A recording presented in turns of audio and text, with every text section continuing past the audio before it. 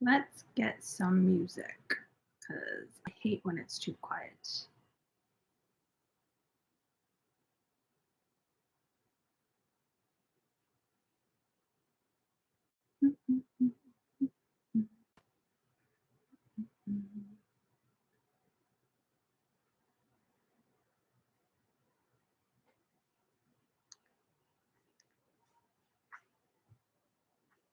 Hello. Hi, hi. Hello, welcome in. I have not done a live stream in probably like 3, 4 months. So we're here today, just random. We're just gonna pop on and we're just gonna craft a little bit together. My hair is long, crazy, crazy. Hello.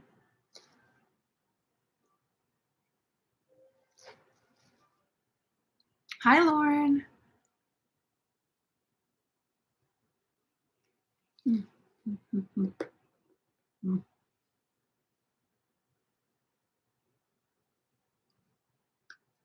Minnesota. Hello, welcome. Okay, well, I'm just gonna start working on this. I just started this yesterday. We're testing out a new skill. The music. We're testing out a new skill, some new yarn, and some new crochet hooks. Just for fun. It's not sponsored or anything. I went and picked up this yarn because I had a Michaels coupon. Why I don't like this music. So this is the Karen Macchiato cakes. And I previously picked this up in a different colorway for like recreating or writing up some new crochet patterns. But because I had that coupon, it's like $15 just free. I was like, okay, I've got to spend it. So I picked up another colorway in the Karen Macchiato cakes. And this is, I'm like blinking right now. The name on this is Bewitch or Bewitched. So it's kind of given like fall autumn vibes. Super gorgeous colors. At first, I kind of passed over this because the other color that I picked up was a little bit more my vibe, a little bit more like everyday wearable. But I kind of fell in with it. So it is kind of giving like Noro yarn vibes. Maybe that's kind of what they're going for. I've said this so many times, but I love almost every single Karen cake that I've ever picked up. I don't know what it is, but no other cakes or even like skeins of yarn at a big box retail store makes yarn or even like colors like this. Like this is the most, I feel like the most intentional production of like a colorway, like with all of Karen cakes. So yeah, so this is what I've been using. I think it's labeled as a number 4 worsted, number 4 medium, but it is kind of like a roving style. So it's got thick and thin parts. Kind of, I'm going to shove this in your face for a second. Hopefully you guys can see though, my face. But I have noticed so far that this fiber sheds a lot. And not like big clumps or anything, but I was showing this to Jordan before he left to go on a shoot. And we ended up getting fiber in our mouths like all over the place. So it does shed quite a bit, but it does kind of give Noro vibes a little bit. And I think this is 80% acrylic, 20% wool. So this is what I'm working up with. Now, this is really fun for me because this is my first time doing Tunisian crochet. I tried to watch a couple different like YouTube shorts. I didn't even watch videos. I watched like 2 different YouTube shorts and I was like, okay, I'm going to try to figure this out on my own. I had like no patience. So I've just been trying to figure it out on my own and I feel like it's coming together pretty well. one edge is like super clean. I think this edge is like pretty clean. And then this edge is a little bit like uneven. Oops. But we're just figuring it out as we go. So that's what I'm up to today, testing out Tunisian crochet for the very first time. I know a lot of my viewers here do like standard crochet, but I don't know if any of you guys use Tunisian because I don't typically get like comments asking for like Tunisian tutorials or even people like asking about it. So I have no idea if you guys are even interested in Tunisian, but I've been having a lot of fun and I think I'm using it's just like the knit stitch for Tunisian crochet. So,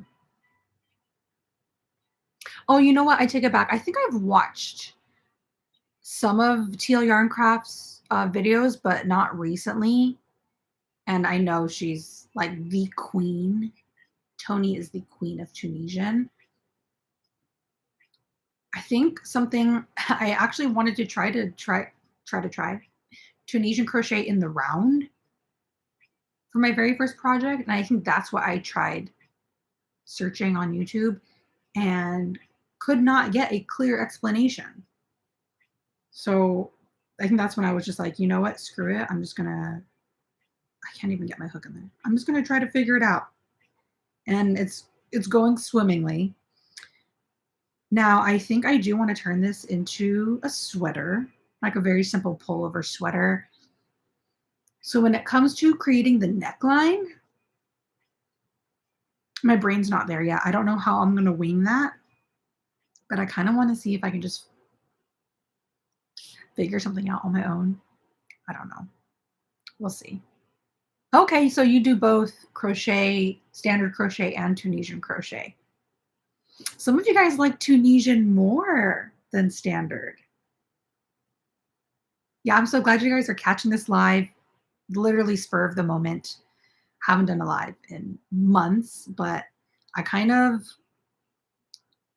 caught myself trying to like do too much today, like plan too much. And then I was like, you know what? I think I need like a little bit of a reset.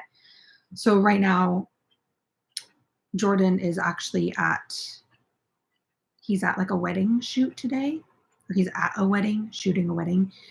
And so in my head, I was like, oh my gosh, I'm going to have most of the house to myself today. And I should like start filming my next tutorial. I should film this. I should film that. I should start writing a new pattern, just all these things. And then I still have to like edit some videos, edit a pattern.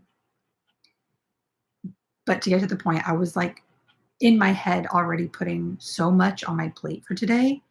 And considering the week that I've had, I was like, you know what? Just because you kind of have like a free day doesn't mean that I need to like jam pack every moment, which is a very bad habit of mine. So I just kind of was like, let's talk to my people. let's tone it down a little bit. I don't need to be doing the most all the time. But yeah, I just like maybe 20 minutes before I got on the live is when I decided I was going to live. And here we are. Here we are.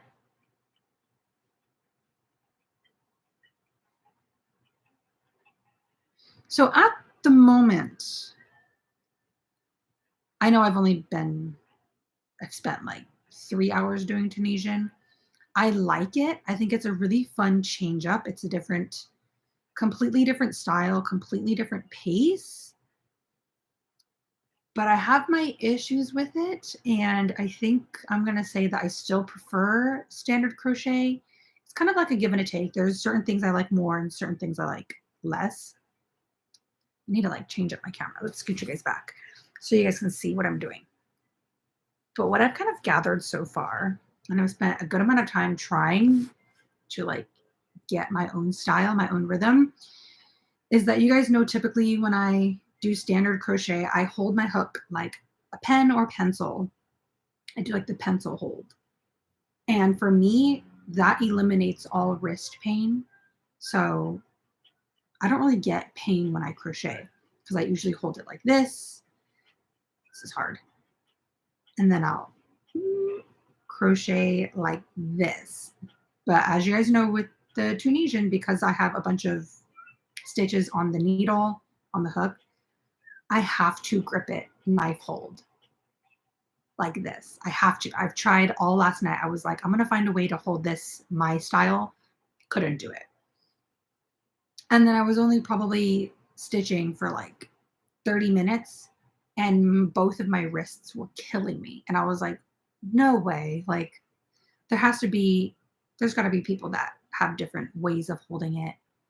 But I have yet to find, I think, my perfect hold. So we're kind of doing it like half knit, half crochet. And I'm not a fan of the knife hold. I feel like it slows me down. And then, of course, I get the wrist pain. And then on top of that, usually when I do standard crochet, I can't really describe how I hold my yarn. It's usually just over one finger and then I'll grip like that. It's very simple. But when I'm doing Tunisian, I don't know what it is. I think it's just the way that I hold my project, like how I have to grip the project to insert my hook. My other hand ends up hurting as well. And I just have such a loose grip on the yarn that I don't feel secure when I'm stitching. But again, take this with a grain of salt because I have only been doing this for like 3-4 hours at this point. So maybe I'll get it together. Maybe there's like a secret sauce, secret little swag that I am not catching on to quite yet. But one thing that I do prefer over the Tunisian crochet is the fact that the yarn, if there's like a color change in your yarn, it blends like knitting. And that is always one thing that I prefer with knitting over crochet is how gorgeous the yarn looks when it's like blended with the knit versus with crochet, because you're working back and forth in the rows, it kind of gives it more of a striped look. It's kind of blocky.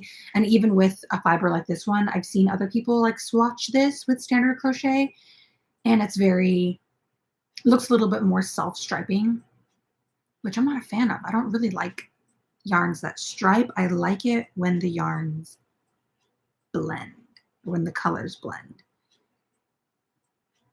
So I'll show you the front in a second here, but I'm very slow, very, very slow with this.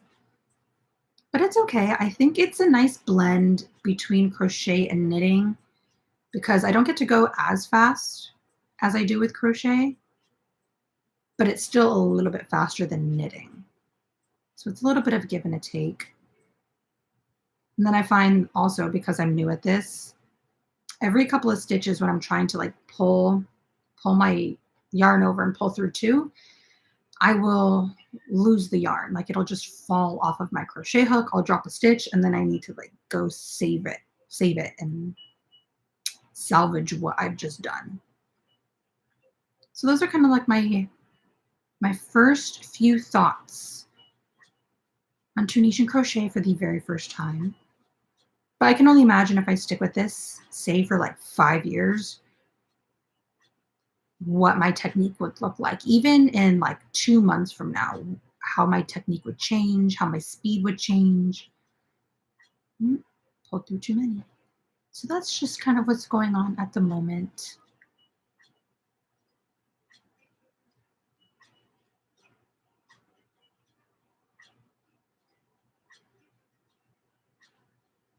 Oh, and I'm also using these very gorgeous crochet hooks. Now they're pretty simple, but they are, to begin, I believe that they're wood or like birchwood crochet hooks. I need to look up the exact specifications of this. But it is it's so gorgeous. So this is part of a interchangeable crochet hook set. And this is from Luca. I know a lot of people pronounce it like likey.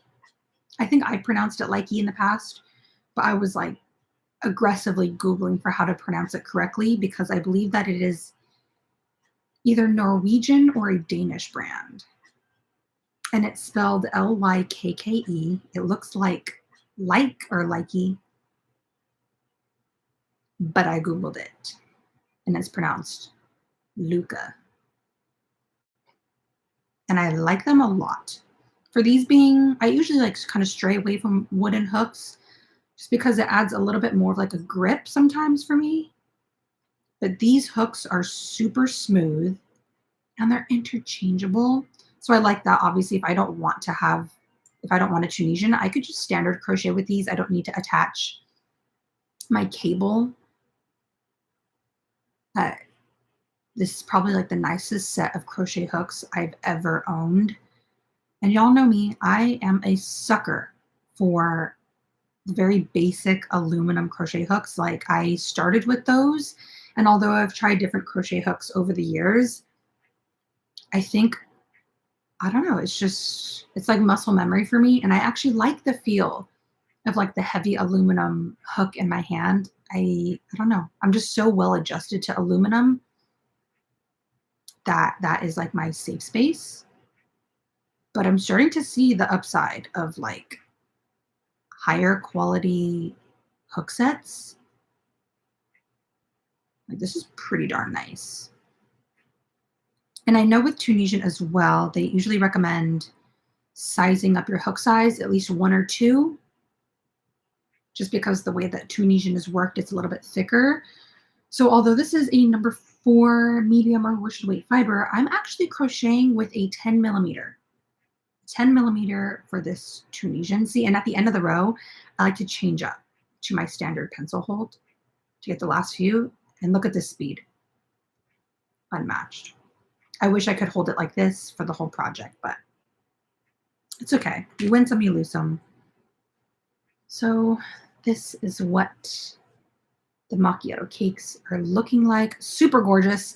And it's funny because at first I like did a little, not really a swatch, but I just wanted something very oversized and loose and flowy that I could just like throw on.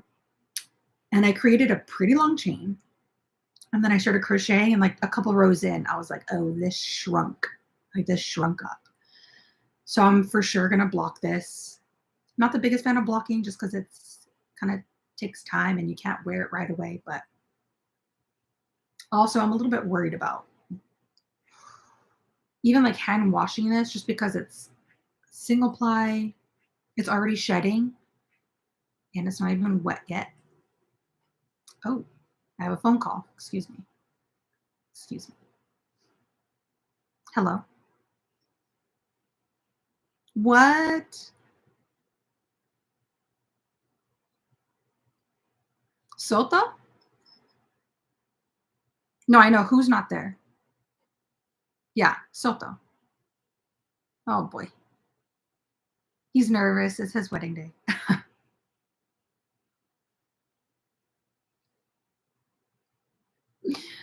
I'm on a live stream, baby. Yeah. Text me. It's okay. No, it's still going. Okay, love you. Bye. Getting a phone call. Sorry about that. I'm kind of like multitasking right now. I have the project, I've got you guys, and then I'm also watching Jordan's like upload.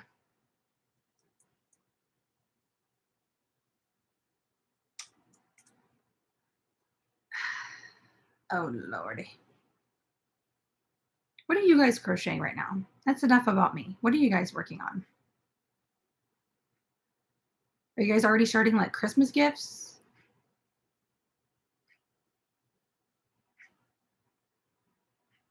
Hi, Pauline. Hi, hi, hi.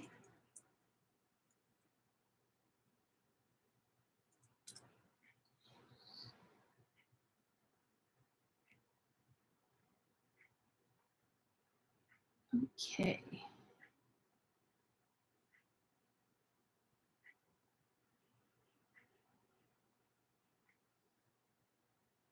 A turkey plushie. That's cute. You know, I've been seeing a lot of people make the hexagon cardigans and I've been putting it off for so long, but I kind of want to make one.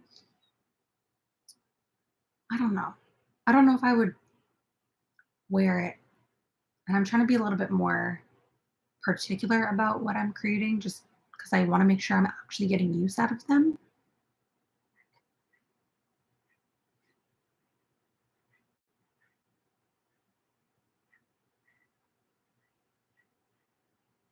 Ooh, you're gonna make the penny polo. That's so exciting. I want to see it when you're done with it. So even if you have like progress pics, tag me or send me photos on Instagram so I can put it on my stories. I love seeing all of like just the different like color palettes that everybody's been making. Penny Polo's real fun to make. Okay, it just finished.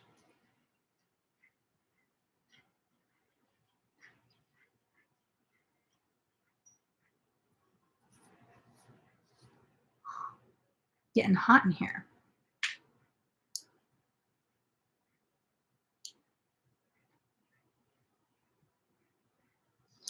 And then right now, my testers for the ruffle mini skirt are still finishing up. So I think there's like 6 or so more days until testing concludes. And then that means we can launch the new skirt pattern. And that's been really fun too to see like different people's takes on the skirt. I tried to write the pattern in a way that they could customize or anybody could customize more specifically how they want the skirt to look. Um, so if people want like super ruffly, like super crazy skirt, I try to like give tips on how to do that versus somebody who wants a little bit more of like a casual flowy skirt. And then testers have slowly been sending in their photos.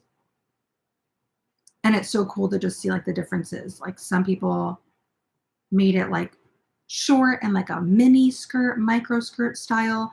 And then some people made it like super pleated and like midi length. It's just so fun to see like different people's preferences and style. Notice how I'm still doing pencil hold for as long as I can to stave off the knife hold before it's too late.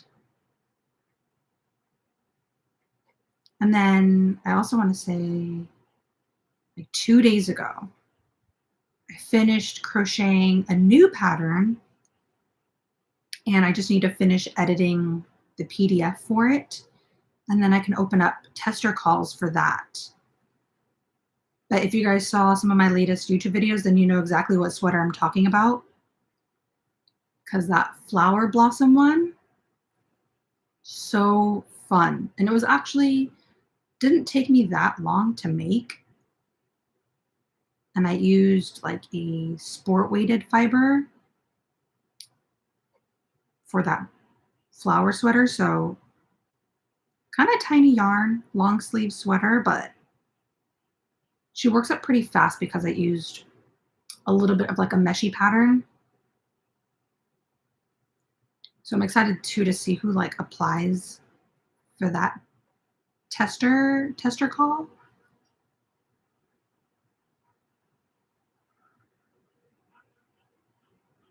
So yeah, I think tomorrow Jordan and I are gonna head to the beach possibly.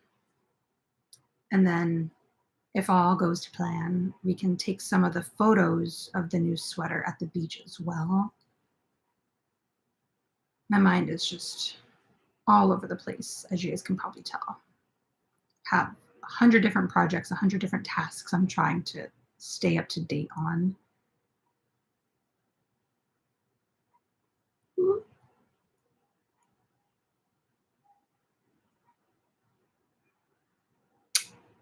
Hope I'm doing this right. It is too late to frog. I'm not frogging. I'm just gonna go with the flow on this. Shelly, Michelle. I don't think I've seen any of your photos yet from your skirt. Have you sent updates on it?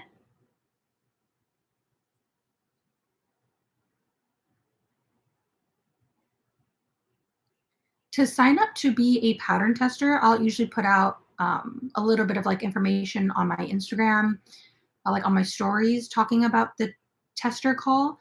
So right now there are no openings just because the skirt one is already in the process of being tested, and then the sweater one I still have to like write up the whole pattern for it. Like all of the notes and everything are like either in my head or on my phone. And I already took photos of all the steps, but I just need to like physically write out the pattern. So once that is ready to be tested, I usually put out some information on the stories, and then I will open up like a Google form, and then I'll post that Google form like everywhere. So when it gets a little bit closer to that time to test for it or sign up to be a tester, you'll probably see most of the details on my Instagram. Sometimes I talk about it on like the YouTube videos, but at that point that the YouTube video is already edited and posted, it's probably like a week or two past the time because I typically film my YouTube videos anywhere between like 1 to 2 weeks before they're posted, and then sometimes they're like a month, a month prior from when they're posted. So best chances of catching the test are either like my YouTube posts, like I'll post sometimes on YouTube or on the Instagram. On the Instagram, I sound so old.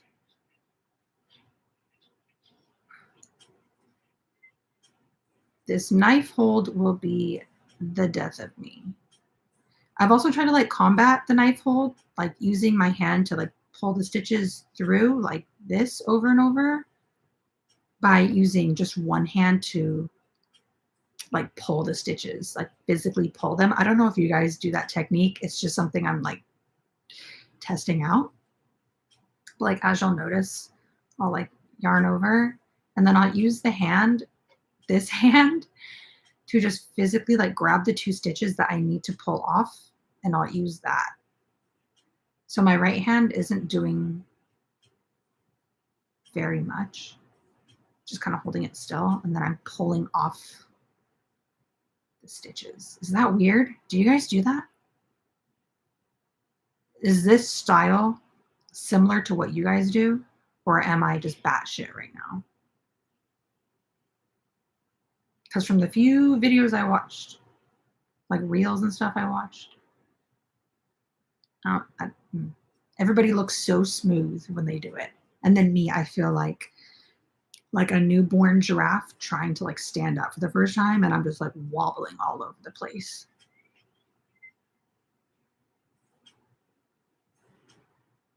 For all of my newcomers, I'm testing out Tunisian crochet for the very first time. Now, by no means, absolutely not an expert. Definitely do not have all of the knowledge on this. But Tunisian, from what I've gathered, is essentially a style that's partial crochet and then somewhat relatable to knitting. So instead of just picking up one stitch at a time and working each stitch separately, I'm actually picking up every stitch that I have in the row and placing it onto my hook. And then I have the cable because I have a lot of stitches. So I'm just kind of like inserting into the stitch, yarning over and pulling up a loop, and then moving on to the next stitch. So we place every single stitch that we have in the row onto the hook, and then we work back. So it's kind of like casting on in knitting. It's like casting on a stitch. And then you'll see at the end of my row that I remove one stitch at a time.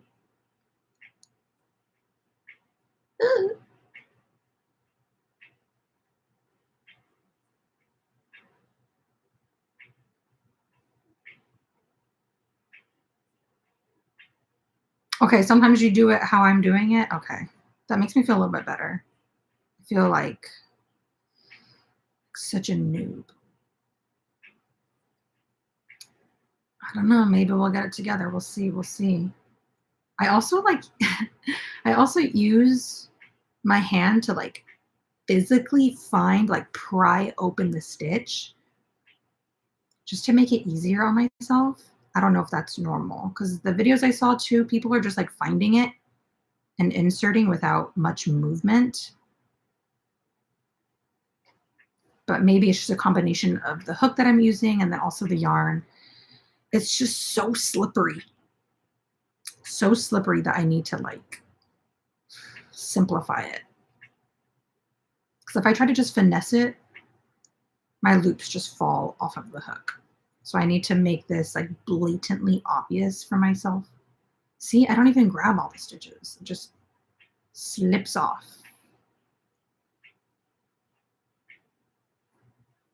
You need to put on some glasses.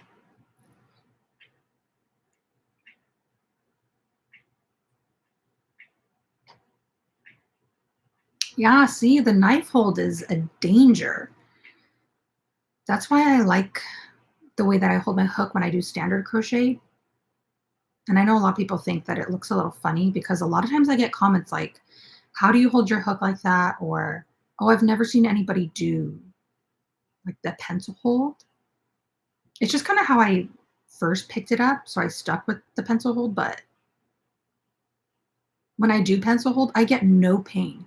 Sometimes if I've been crocheting for like very extended periods of time, the only part that like gets sore is actually my thumb pad. So this part right here will kind of like cramp up and I'll have to like massage this out. But it's just kind of like when you go to the gym and you work out a muscle and you're sore the next day. That's what it is. It's not the bone and it's not the tendons. It's really just my big fat thumb muscle right here that hurts after a while. But when I do pencil hold, I never get wrist pain. I never get finger pain. Like it's so effortless for me, and it like saves me from the pain. And I always hear people that are commenting like, how do you avoid the pain? And it always kind of, I never quite know how to help people because I think it really just comes down to the way that they're holding their hook. Because as I've mentioned several times now, for the little amount of time that I've been doing this knife hold for the Tunisian, my wrist, like right now I'm okay, but my wrist will start hurting.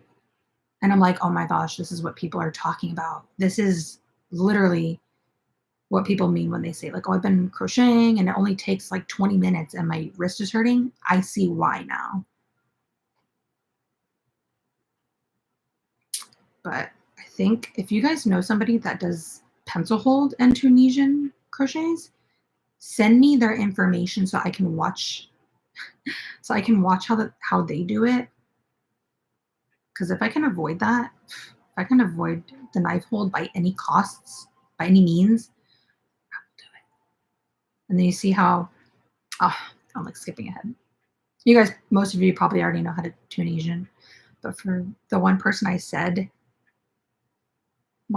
saw stating like, what are you doing? So after I have all of the stitches casted onto my crochet hook, there's like a little technique. You'll have to go watch a video, but for the most part, it's as simple as pulling off my stitches, crocheting them off. So I'm yarning over and then I'm pulling through 2 stitches, which essentially means 1 stitch because I'm yarning over, I'm adding that loop on, and then I'm pulling through 2. So when we first cast on the stitches onto the hook, you're kind of working the first half of the stitch of the single crochet. And then now as I'm going backwards, I'm working the second half. So I'm pulling through 2, and then I just have that free edge. The free edge right there. So, I mean, Tunisian is relatively simple to learn. Like I've seen a few different stitches that you can do with Tunisian. Very gorgeous. I love it. It's definitely not stressful or difficult to learn, I would say from my own opinion, but it might look super intimidating, but just try it. Just try it.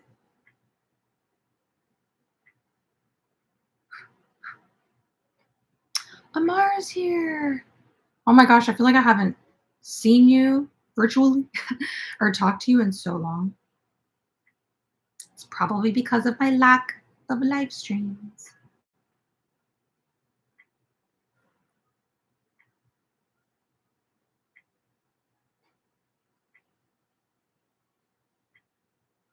Ooh, too many stitches.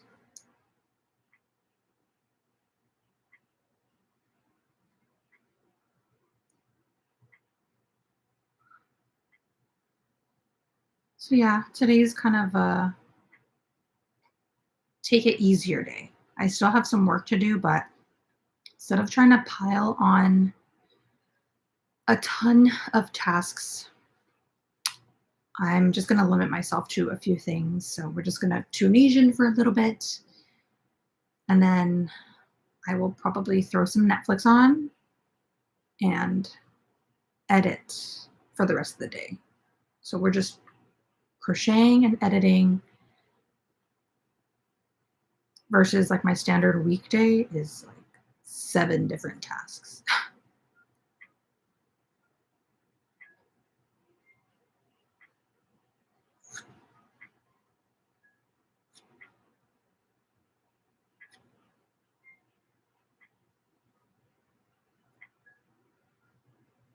Sorry, guys. The focus is real.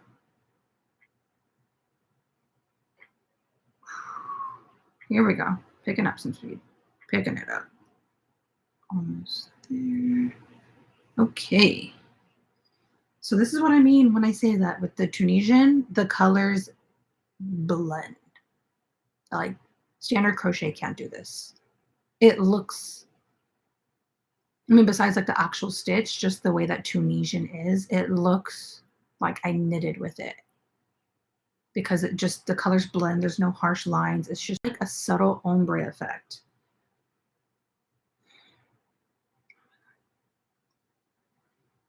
And the yarn I'm using, this is the Karen Macchiato Cakes. They're relatively new at Michael's. Right now they're actually running a sale, which is why I got this for almost for almost super cheap. I think traditionally these are $12.99 per cake. I don't have the label on me, but you'll have to Google it. I'm assuming you get around, I think it was like 450 yards, give or take. It's like 400 and some yards per cake. And it is a number 4 worsted medium weight. Has a roving style, single ply, very loosely spun, but a really gorgeous barrage of colors. I like this yarn, as I talked about earlier. Pros and cons to it. Very gorgeous. For this having 80% acrylic, 20% wool, she's pretty soft. It almost mimics a 100% acrylic fiber, but she sheds, boy, she sheds.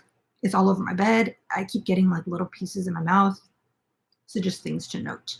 And then I know that when it comes to washing this, it's going to be a little bit, it's going to challenge me a little bit just because the nature of the fiber and the fluff. We'll see how that goes when I get there. I am just, I'm trying to just kind of crochet a very quick pullover sweater. Nothing too crazy. For this being my first attempt at Tunisian, I'm kind of just trying to like practice the repetition. So it's actually getting a little bit long now. My goal with this is to bring it up to about my neckline and then leave off a few stitches at the center and then just work a few rows of decreases. So just very, very basic. And then when it comes to the sleeves, I don't know if I want to Tunisian crochet them or if I should just knit them. As I was talking about earlier, I haven't found a good video yet on how people Tunisian in the round, and I can't seem to grasp how that is achieved. So I'm kind of thinking that once I get the front and the back panel seamed together, I might just knit in the round for the sleeves, but my only worry is that the gauge might look different because it's Tunisian knitting different. So I'm worried if I knit, not only will there be a thickness difference because with the Tunisian, it's still thick, like on the backside, it's still thick as if you crocheted with it versus knitting, it's very, very thin. So I know that there's going to be a textural difference, a weight thickness difference. And then also, I don't know if I'll be able to match up the knitting needle gauge with the Tunisian gauge. For example, I'm using a 10 millimeter crochet hook. I think, if I used a 10 millimeter knitting needle, it's going to look different. Like it might look a lot looser of a stitch than what this is. So that's just kind of what I'm thinking right now. If you guys have tips for me, shout it out. I'm not against Tunisianing the sleeves, but because I don't know how to do that in the round yet, that means I have to make panels and then seam it. And y'all know I'm not a fan of like the seam when you crochet things together. It's just like a little bit of bulk and it kind of makes the garment pucker. So I'm really just like one train of thought right now, which is like just do the panels and we'll figure it out when we get there. But I also do want to block this. I thought by using a 10 millimeter for worsted weight that these stitches would be pretty open, pretty sheer, pretty see-through. And like a few rows in, I was like, it's still thick. Like it's still like not sheer at all. So I do plan on blocking this both this way. Like I really want it to stretch out. I wanted this to have baggy, flowy, oversized. And at the moment, it's just going to be like a cat. Like it might actually be like snug. I don't want snug. I want flowy. And then I also want to block it this way. So I want to block 4 ways. This is like what I was hoping the stitches would look like without me stretching it. But it is gorgeous. Like, look at those stitches. That's so cool. It's very rewarding to see something like this. Again, for this being like my first go. But I guess after, what is it? It's about to be 20 years or about 20 years now of crocheting. I better have like somewhat of an understanding of how to do like fiber arts, like somewhat. I think it would have been very discouraging for me to like completely mess this up. Having pretty solid foundation of crochet.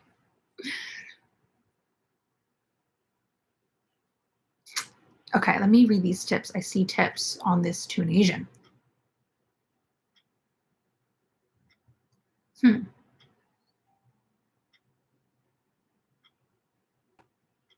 Okay, interesting.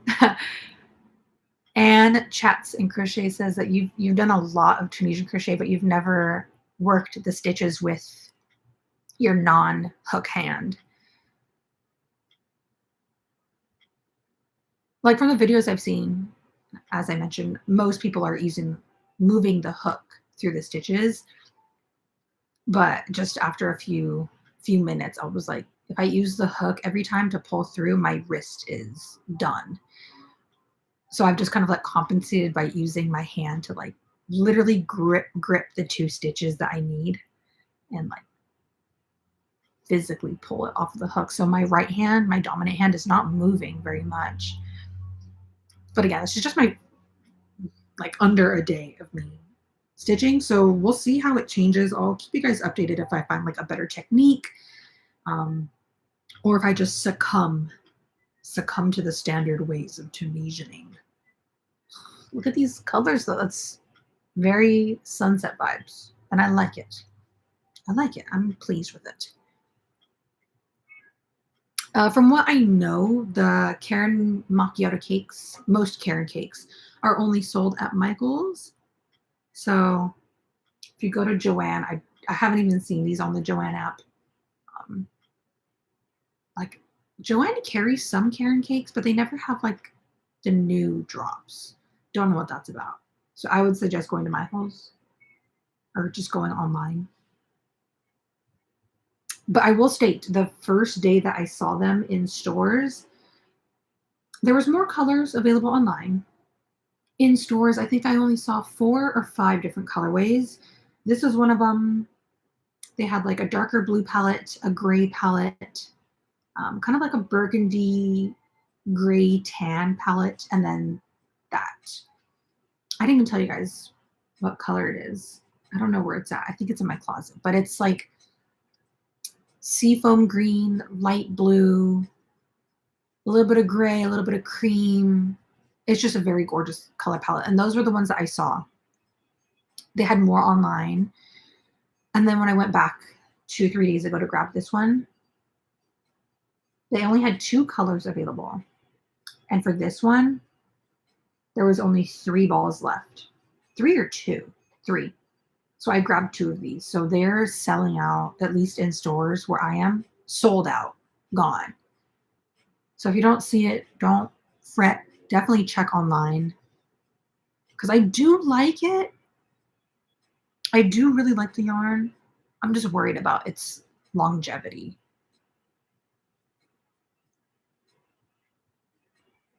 I'm currently using the 10 millimeter. 10 millimeter. Yep.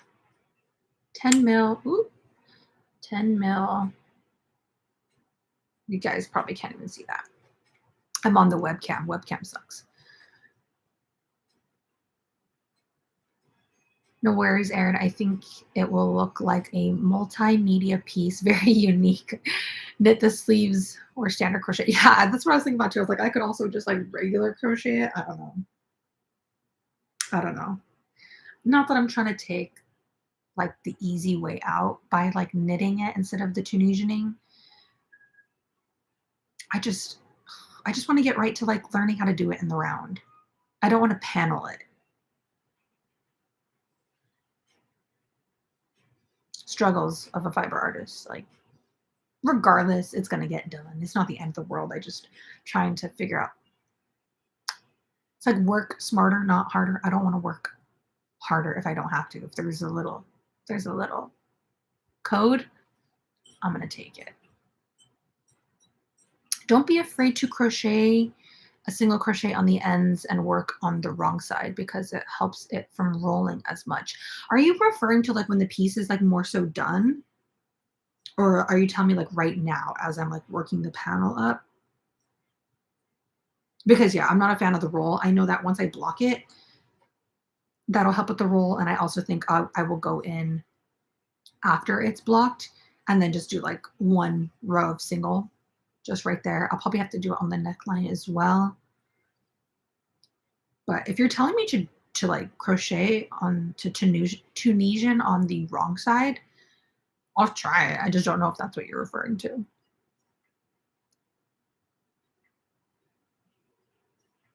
Yes, grab your triangle scarf. You know what's funny? I'm usually not much of like a scarf girl. Like there's never been really a moment like a shawl girl because there's never really been a moment where I'm like, oh, you know what I need? I need a shawl, you know? But I don't know. I've seen some really gorgeous lacy shawls. The only problem is I don't know if I'd actually wear it. Like, would I really think to myself, like, oh, go put on your shawl? Or would I just be like, oh, go go grab a sweater? You know? I don't know.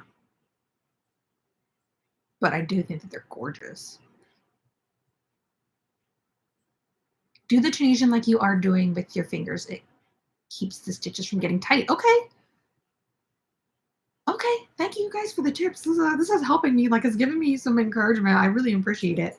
Um, sorry, I'm trying to keep up to date with the chat. I need some coffee. Oh, somebody said, Emily, never a dumb question. People come in and out of the chat all the time, so you probably missed it. I'm doing Tunisian crochet. Everybody who's been here from the start is like, Erin, shut up. I'm doing Tunisian crochet, so I'm using an interchangeable crochet hook. So I have my cord attached, very similar to knitting. I can detach and attach a cord, a cable. I have my little yarn stopper, stitch stopper. What are these called?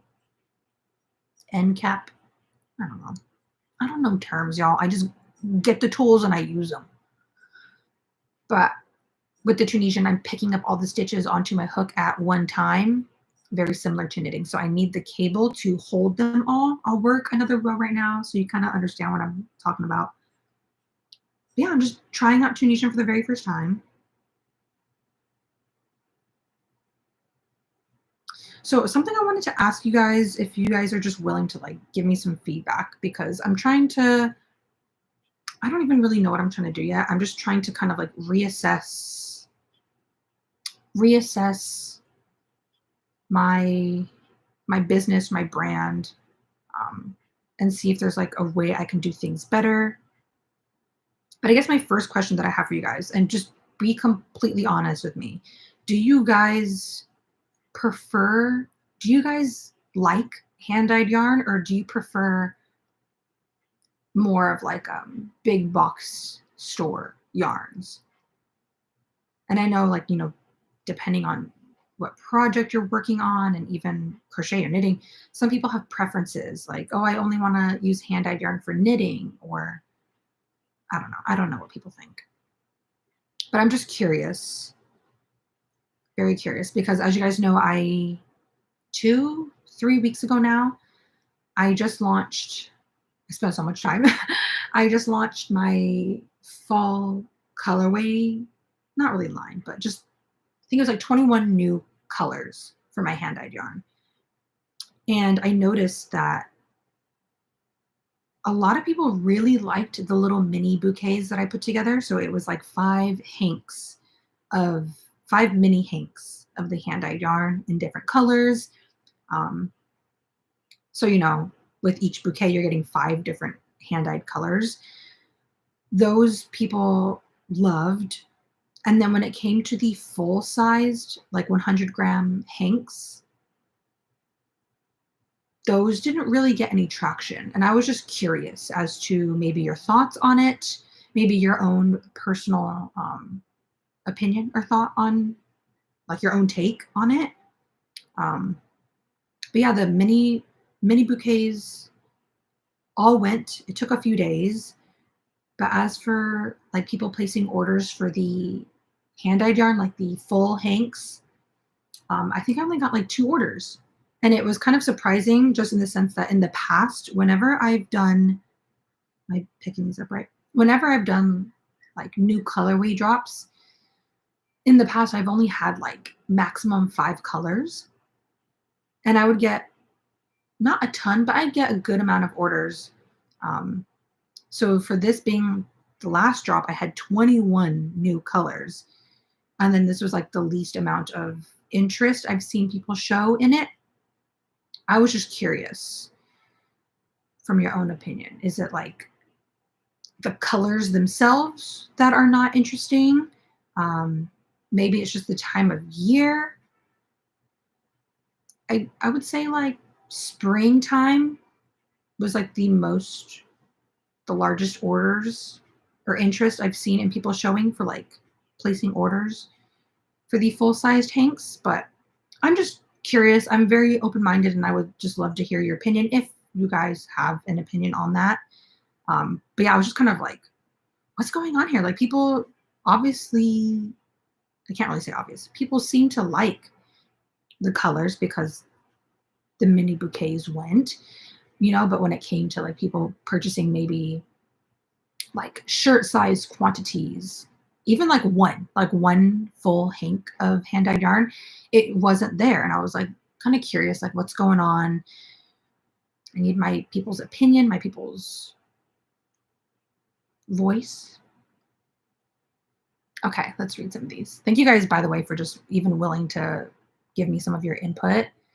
Um, I I'm definitely not at a point where I want to by no means like stop offering the hand dyed yarn, because I just love doing it. It's just like another form of art for me, like to put white bare yarn in the pan, and then like whenever I do new colors, to just like experiment and like throw colors in and like it's just so fun.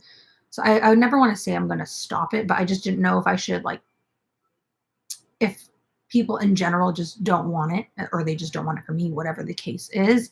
I didn't know if I should just like put a pause on that to focus on other things, or if there was like something I'm missing and like y'all could like tune me in on that.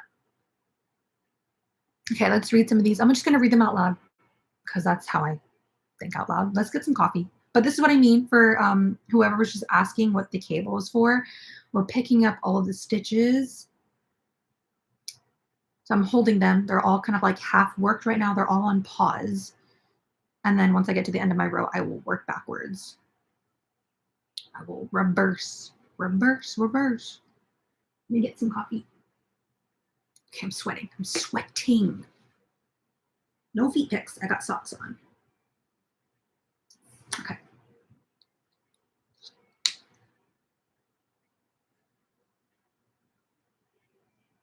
Okay. Okay, so you like hand dyed, but it's a bit expensive. Agreed, especially with like international shipping. That's a hard one to just kind of combat. But I hear you. Hand dyed yarn is never just like, oh my gosh, I can get as much as I want. That's typically never quite the case. Aaron said, what's up, Aaron? Another Aaron in the house. Love hand dyed. I only do big box stores for amigurumis, just not in a financial place to buy hand dyed yarns. Unfortunately, I totally feel you. No complaints there. And that's something that's difficult too with the hand dyed business, at least the way how it works for me is, as much as I know people like tell me like in general, anybody, because I look at how other people price their hand dyeds as well. Like I go into stores and mine are pretty much the same, if not like a few dollars cheaper. But it's just so hard to, make hand dyed even like half that price because it's just expensive in the first place to buy the bare yarn, even when you're buying it in bulk. When you buy in bulk, then you have expensive shipping costs, and it's like that.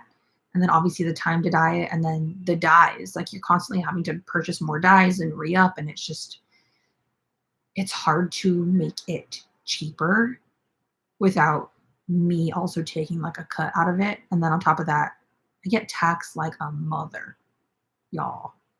So bad. So it's like there's so many things I have to kind of calculate when I'm pricing things. Yeah, it's just that's a whole nother story, but I absolutely agree. It's not cheap. Hand iron's not cheap. Lauren said, love hand dyed yarn as a splurge, but international shipping is making it difficult to support my favorite creators. So I've put myself on a yarn ban until I use up everything I have. You know what? There's been times I've been thinking about doing a yarn ban. I wouldn't physically say like banning myself from no purchases at all, but I will, as I've talked about, I'm trying to be a little bit more just conscious. Like I go into a store and there might be so much gorgeous yarn and I want it all, but I think I just don't go into stores as much as I used to, even though I used to film a ton in stores. Or when I go in, I tell myself like, okay, if you see something, you can't buy multiple colors. You can only buy one color. Just not necessarily completely banning myself, but limiting myself. I don't know why I'm digressing right now.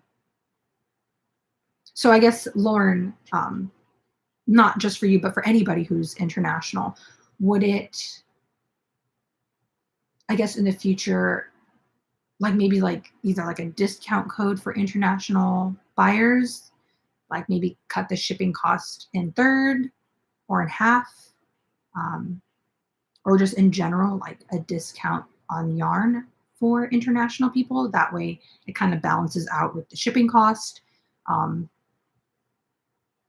Yeah, it's interesting too, because like I guess it just makes sense with gas and flying, shipping, but like in the US, if people place an order and say it's like 2 pounds, not that anybody's ever placed a 2 pound order, but it's like shipping can be around $5 to $10 in the US. and it all just depends on weight.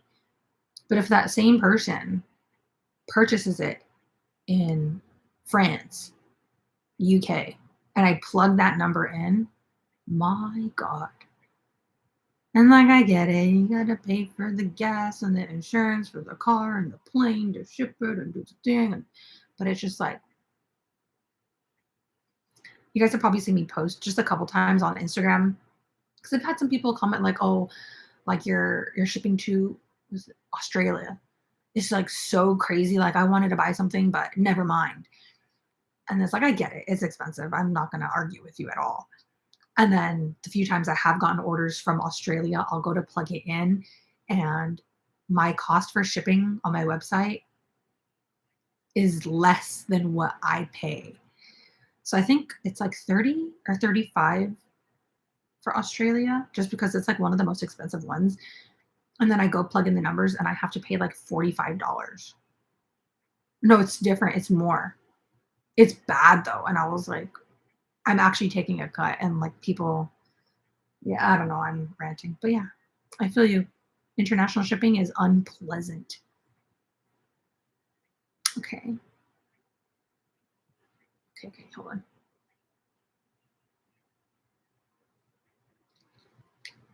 Mm. Okay, Pauline, you're actually like it was right there in front of me and let me open up some windows. It's kind of getting dark. Bear with me. I'm coming right back. I need to open up the blinds.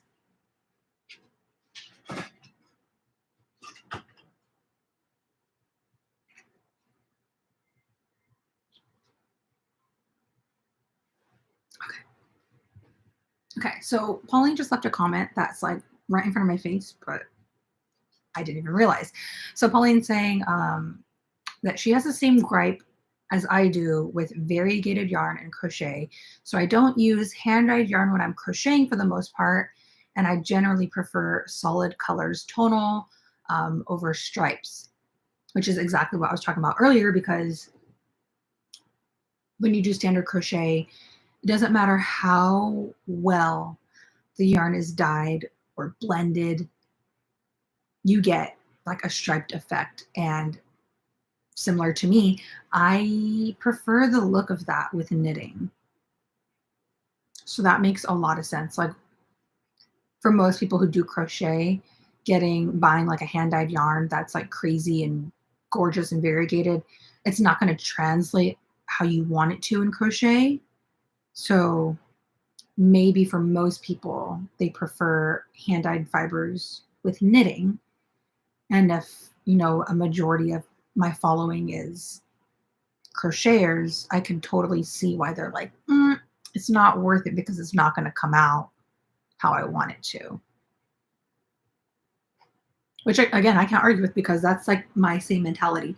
Although I've been trying to be a little bit more conscious as well and use my own hand-dyed yarns for like my own tutorials or my own patterns that I'm writing.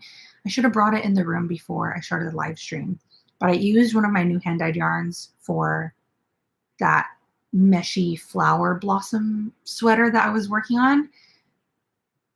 And I was actually really surprised with how it turned out. I think in that scenario, because the colorway that I was using is my colorway River Spirit. So overall, it has kind of like a white creamy base color.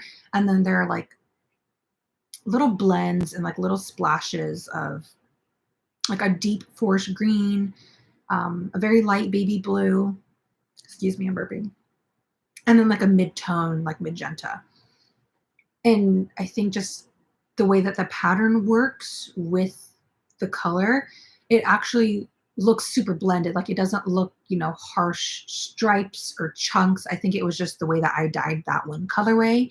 Um, it's mostly one color with like splashes of color versus if I had done like a crazy barrage, it probably would have looked chunky, harsher. Am I making any sense or am I just like rambling?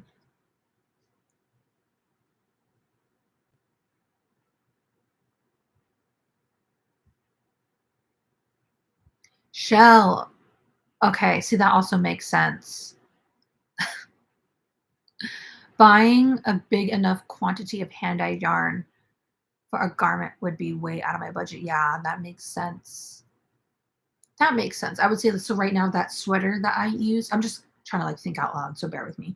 Um, the sweater that I was just talking about, that flower blossom one, I used sport weighted fiber, and I need to calculate, but it was right under 3 hanks of sport weight fiber for my size, depending on like my fit. I think I kind of geared that one towards like a casual medium. I'm like in between a small and medium, so I'd say sometimes small, but a lot of times I prefer my garments to have that oversized look. So I kind of made it like a women's medium, just a medium, and I used three. So someone who is a 2XL or a 3XL trying to make that same sweater with like the same hand dyed yarn, I can't even think, but I'm gonna guess at least six hanks, and then that gets crazy expensive. So that also makes a ton of sense. And again, thank you anybody and everybody who is just giving me any feedback. It really helps to kind of just hear, because I can only think so much in my own head and overthink. Um, so it's just really, even if it's not something that I want to hear, just to hear thoughts and opinions from you guys, kind of like, I don't know, I think it just helps me come to an understanding with you guys more so than me just trying to like figure it out on my own. So really thank you guys for just giving me any input. I would rather hear your honest thoughts than to be like in La La Land and be like, no, you know. Colleen said sometimes too many options make it hard for people to decide. You know what? I thought about that too. I was like even before I launched it, I was like, is this too many colors? Like, am I being too extra? And it was interesting too, because the way I did the color drop was a majority of them were just solid colors. And then I had maybe what, like six or seven variegated colors. But that makes sense too, because in the past, whenever I did like a new color launch, it was like at one point I only did 3 colors, and then another point I did 4. So it's a lot more limited. Like you're not bombarded. And then, because that happens to me too, like say like I'm shopping for anything online, and they've got like 8 different colors for like the same sweater or something. I'm like, oh God. But if they only list it in like a brown or a black, I'm like, oh, easy, easy money. Like I know what I'm getting. Okay. Mm-hmm.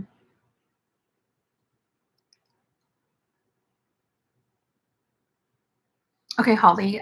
It's always tough when hand-dyed yarn is still in the hank and you don't have a way to wind it up. But I saw you have winding hank service on your website. It may just be the price. True. Kat said, I go with my budget. I noticed that knitters seem to like the hand dyed, but crocheters buy the store prefer the store bought yarns. My observations. Yeah. And I'm curious, like besides maybe just the way that the color payoff is, I'm curious why that is. Like let's just imagine a world where variegated did not exist. Let's just say like all of the yarn in the world was solid color, just different colors of solid color. Why is it you guys think that knitters would still prefer hand dyed yarn over crocheters? Is that making sense? Does that make sense? I might just be like really slow to read all of the chat. But just in general, like I said earlier, I feel like knitters like I see knitters more constantly preferring hand dyed yarn um, over crocheters. Because for me, as a crocheter, as I'm kind of like growing, when I first started my channel, I was kind of using like whatever was in my budget, and usually like on the cheaper end of the budget. But now, as I'm just in general getting older and I'm just like a little bit more into the craft like that, I feel like regardless of the colorway, I feel like a lot of times it comes down to the actual quality of the fiber. Again, this is all kind of like based on a budget, but budget aside, for me, sometimes I like to, this is me just kind of like testing out something, which is why I'm using acrylic and wool from big box store. But when there is like a very specific project that I have in mind, the way that my mind is working is if I know I'm going to wear this a lot and I know I'm going to put a good amount of time and effort into crocheting this item, I would prefer to use a fiber that I know is really high quality, or at least good enough quality that it's going to stand up over time. So it's going to hold up after being washed a handful of times. It'll hold up after being stretched and moved and this and that and worn. You know, that's what I'm saying. Versus like, I know with certain most acrylic fibers, they're good the first few times that you wear them, that you wash them, and then slowly but surely, for example, with a fiber like this one, I know after a few washes, she's not going to look the same. She might have a ton of fleecing, a ton of fuzz. Like, to ramble a little bit more, let me drink some coffee and crochet. But um, with, I'm sure you guys all remember that tutorial that I put out almost 3 years ago now with Jordan modeling it. It's the men's oversized sweater, kind of like the grandpa sweater style. I didn't really care or know much about quality of fibers, and I was just starting my channel. So I used, and there's no shame at all, I love cheaper yarn as well, but I was using the Big Twist worsted, Big Twist acrylic. It's just like their standard acrylic yarn. And it crochets beautifully. It feels scrumptious. It's a great fiber. And you guys probably all know that tutorial. And Jordan wore it a ton, wore it to death. And it was fleecing a little bit. Excuse me, it was pilling up. I didn't really mind that too much. And I wasn't thinking, even though it says it's machine washable and dryable, machine wash and dry, I threw it into the washer, not even the dryer. I just threw it into the washer. And when I pulled it out,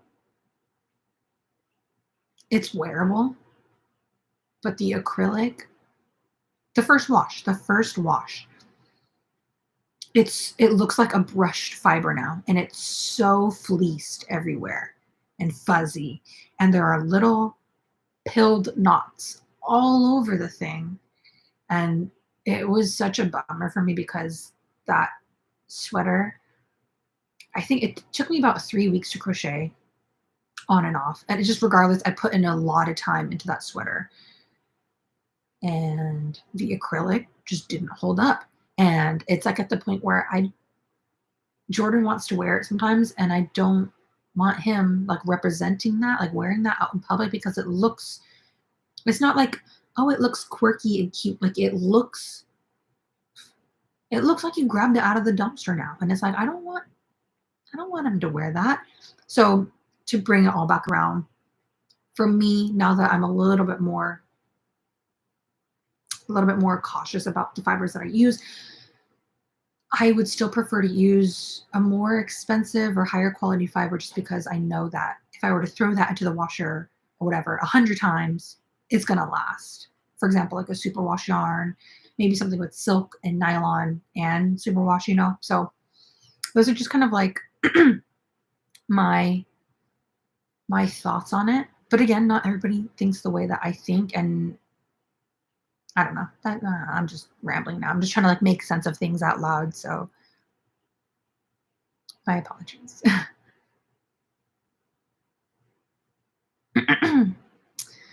Amara, I want to hear your personal preferences, Amara.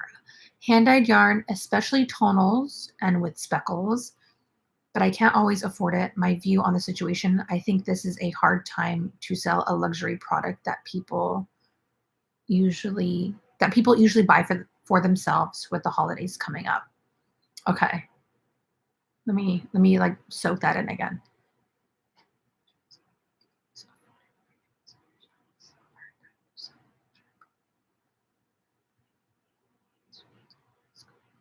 Okay. He also said, I sadly haven't been able to buy yarn from you yet. No worries, because the shipping and import fees would absolutely kill me. And that is also something else I didn't know was a thing. It doesn't happen with every country that I ship to, but I think it's happened twice now. And I can't, I think one was the UK and the other, I don't think it was France. Maybe it was the Netherlands. I don't remember, but there was like two separate orders that I've had in the 2 years now that I've had my online shop. And the person emailed me like, oh, like information about the import fees. And I was like, hmm? And they pretty much explained to me like, oh yeah, even though like you already paid for the shipping and like shipped it, for me to like get the item from the post office, and this is not every country, I think it just depends, but like I said, it's only happened twice now. But this person was pretty much telling me like, oh yeah, I had to go like to go pick up the package. I had to also pay them, and it was like I think they said it was like $10 or something like that, like 10 US dollars. I don't know what their equivalent was, but I just remember Googling at the time and I was like, excuse me, ma'am, what? Which is kind of crazy. I wish that they would just include all of that into the shipping costs. So, like, I could just cover that when I purchase the label. But again, I'm not, by no means am I like asking this to make you guys feel like, oh, I need to go buy from her now. That's not at all the cause. And don't feel bad that you haven't purchased from me. As everybody stated, everybody has a different budget. And depending on just your situation, where you are in life and priorities, hand darn is not going to be like at the top of your list. And I totally get that. Like, just me going on a ramble. Jordan and I were, is like so different. It's kind of a funny story, but Jordan and I were coming back from his parents' house. They live in Vegas.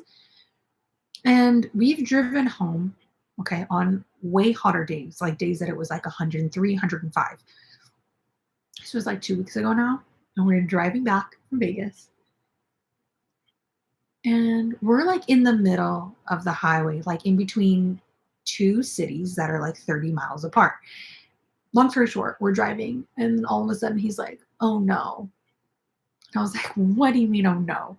And he's like trying to gas the car. Like, we're literally going like 75 on the freeway. Everybody's going.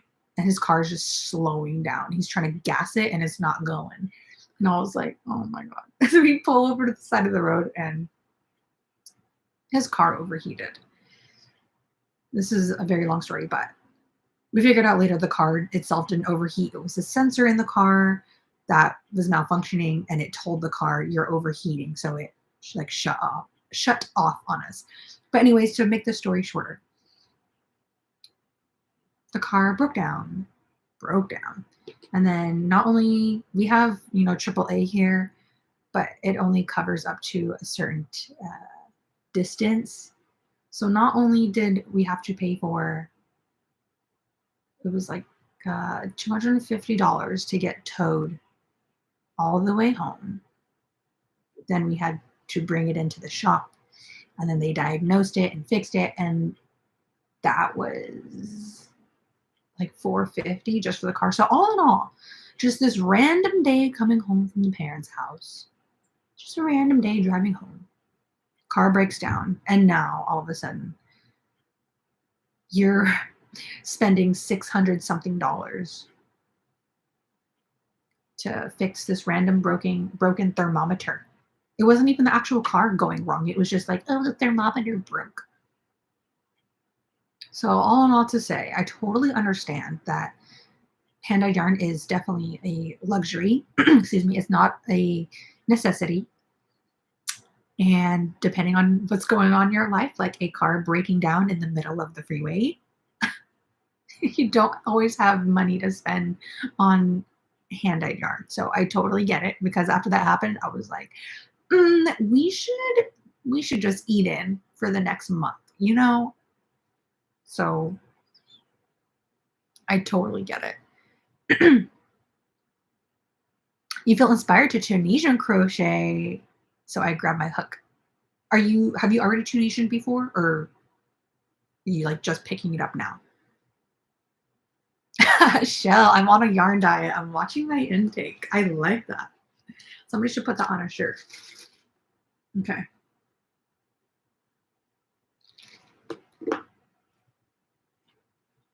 Okay, I'm gonna try to like multitask here. You guys know, returners who come to the live stream. I am terrible at sticking to my project throughout the whole live stream because it just gets to a point where I miss you guys and I just want to talk. Sorry, talk and chat, and then I don't.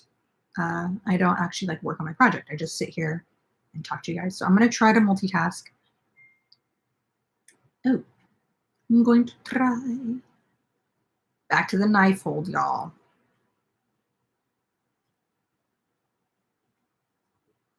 Hmm, hmm, okay.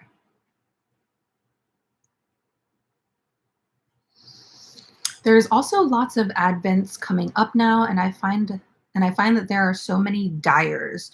What I've noticed on Instagram is people get inspired by something specific like Lord of the Rings and base the colors around that. Um, I think it's like a dyer that I've seen on Instagram. I don't remember her name offhand because I only saw her dyeing stuff through YouTube Shorts. Yeah, YouTube Shorts. Um, but I noticed that there's like a theme where people do like dyeing yarn based on or dyeing yarn inspired by, and it's like a series, like a show series or like a movie or something. And I'm sure people have probably already done this. Like I'm can already guarantee you that this is not an original thought. But I was like, oh, that'd be really cool to like do dye yarn inspired by like anime movies. Um, I'm like totally uneducated here, so like bear with me. But for example, like Spirited Away, that movie is it's a part of my childhood. But I was like, oh, see, like something like that would be really fun, like dyeing up a few different colorways from the movie, whether it's like characters or scenes. One of my new colorways, part of that 21 color collection that I just launched, the colorway Eavesdrop. If y'all don't know what I'm talking about, the color, just Google it, like just pull it up on the side or like go on your phone so you know what I'm talking about. But the colorway that I dyed was Eavesdrop. Nope, is that the one? Yeah, Eavesdrop, sorry. And when I started posting about it on Instagram, I've never seen the movie Howl's something Howl's Moving Castle, or it's just Howl's Moving Castle, Howl's Flying Castle, something like that. It's an anime movie. This one director has like 10 of these styles of movies. He's great. He did Spirited Away. To get to the point, I posted photos of Eavesdrop, the colorway, and I had a few different people message me and they were like, dude, this looks like it's like a flower field or like a field with like a lake or something like that in the movie Howl's Moving Castle. And I was like, and then I Googled it and I was like, oh, shoot, this actually looks like that one scene from the movie. So that's kind of what got me thinking, like, oh, that would be really cool to, pick a movie or a few different movies and like dye up colorways, um, which is also ironic because the color that I mentioned a few minutes ago that I created my flower sweater with, um, it's called River Spirit. Also, pull this up, just look at it on the side. I wasn't thinking about this when I was dyeing the yarn, but the minute that it was dry and I was like taking photos of it, I was like, you know what this reminds me of? And then I Googled it and I was like, it does remind me of that. But my color River Spirit, I chose the name because of this, but it started reminding me of Haku from Spirited Away, hence the thought. Uh, Haku in dragon form, also like in his human form because of the colors, like his shirt and his hair and stuff. But in his dragon form, it kind of reminded me of the colorway. And I was like, wait. And then, I was just kind of thinking out loud again, that would be really cool to pick characters and stuff like that from movies and dye it up. So that could be something that I try out in the future. Actually, that'd be kind of cool to do like a Lord of the Rings one because that is one of my favorite movie series. Like imagine I can do like like lighter fun colors like the baggins or like the freaking like households with a garden in front, just all like nice, fun, like gardeny colors. And then the next colorway could be like Sauron's, like something like super dark, like the Eye of Sauron, and it's just like ember and black and brown, and just actually that'd be kind of cool. Wait, should I be jotting these ideas down? So yeah, that might be something really fun to look into, even if it doesn't take, with people being interested in it, it would still just be fun for me to do. So yeah. See, I miss doing these live streams. Like it's an hour and 25 minutes, and I feel like we've only been on for like 25 minutes. Like, I miss doing these. Okay. Amara says you could also retroactively group colorways together. And I think building lots of hype before the drop, revealing colorways every day. Some small businesses go big. Oh, that's cool. Group colors together. Do you mean like if say I dyed up like 10 different colorways, do you mean like kind of like build a color palette? Is that what you mean? And like showcase the color palette? That was also something I tried doing or I felt like I did with the recent color drop. I feel like you guys can't even see my hands. But I thought I did a pretty good job, like putting it on my stories, showing it in like all of my YouTube videos, and then of course posting about it. I felt like I did a pretty good job, like trying to build the hype or just trying to showcase it before it actually happens. But that might be something that's really cool too, is depending on how many colors I have, like release,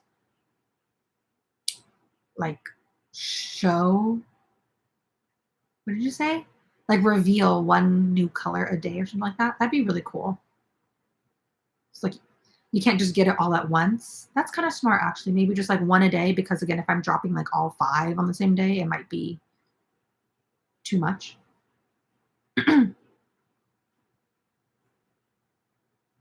Shell, I do think your pricing is fair. I'm just broke.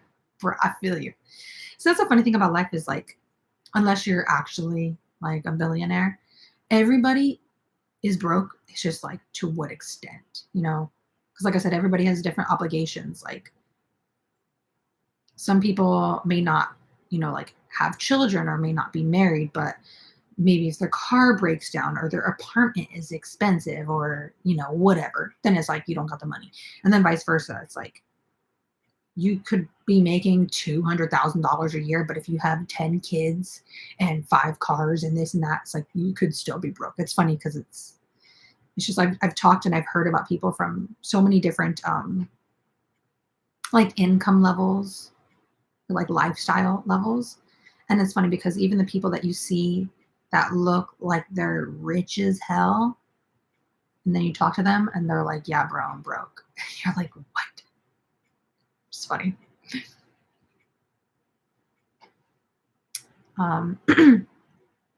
Questionable hag energy. Wait, I need a little bit more insight as to why, about what your name means. Question. Okay. It sucks, but I try to look at it as an incentive to prioritize local makers. There's so much going on around us to support our own local communities. Yeah, there's a lot. There's so much. I don't even want to get started on that. Sorry, guys, I'm a little bit slow with the chat. You guys know I like to.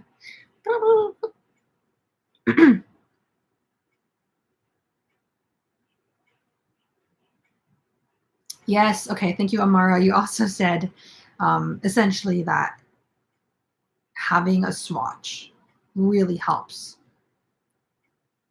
which is interesting because there's times I see like other dyers, like if I'm on Etsy or something, I see other dyers that they don't have swatches. It's just the hank of yarn. And just based on that, I'm like, that is gorgeous and I want it. And then there's other times that I'm like, how is this going to work up? So it does help to have a swatch. I will say I'm very inconsistent with that. I think for me, it's like I feel, regardless, I know I need to start doing it, but there's like times where I feel, I don't, guilty is not the word. It's like if I'm dyeing up like a hank or two of yarn,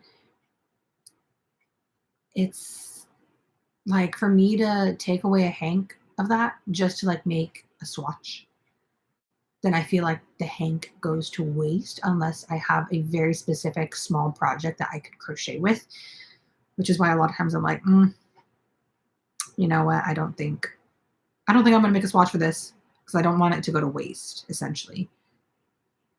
But I think what I could start doing is get some, like, use the mini hanks to make a swatch. That could always work. Like dye up one or two extra mini hanks. That way I'm not using like a full hank of yarn.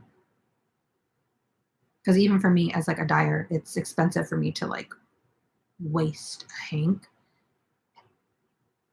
But noted, I need to start doing swatches. Bad. Okay.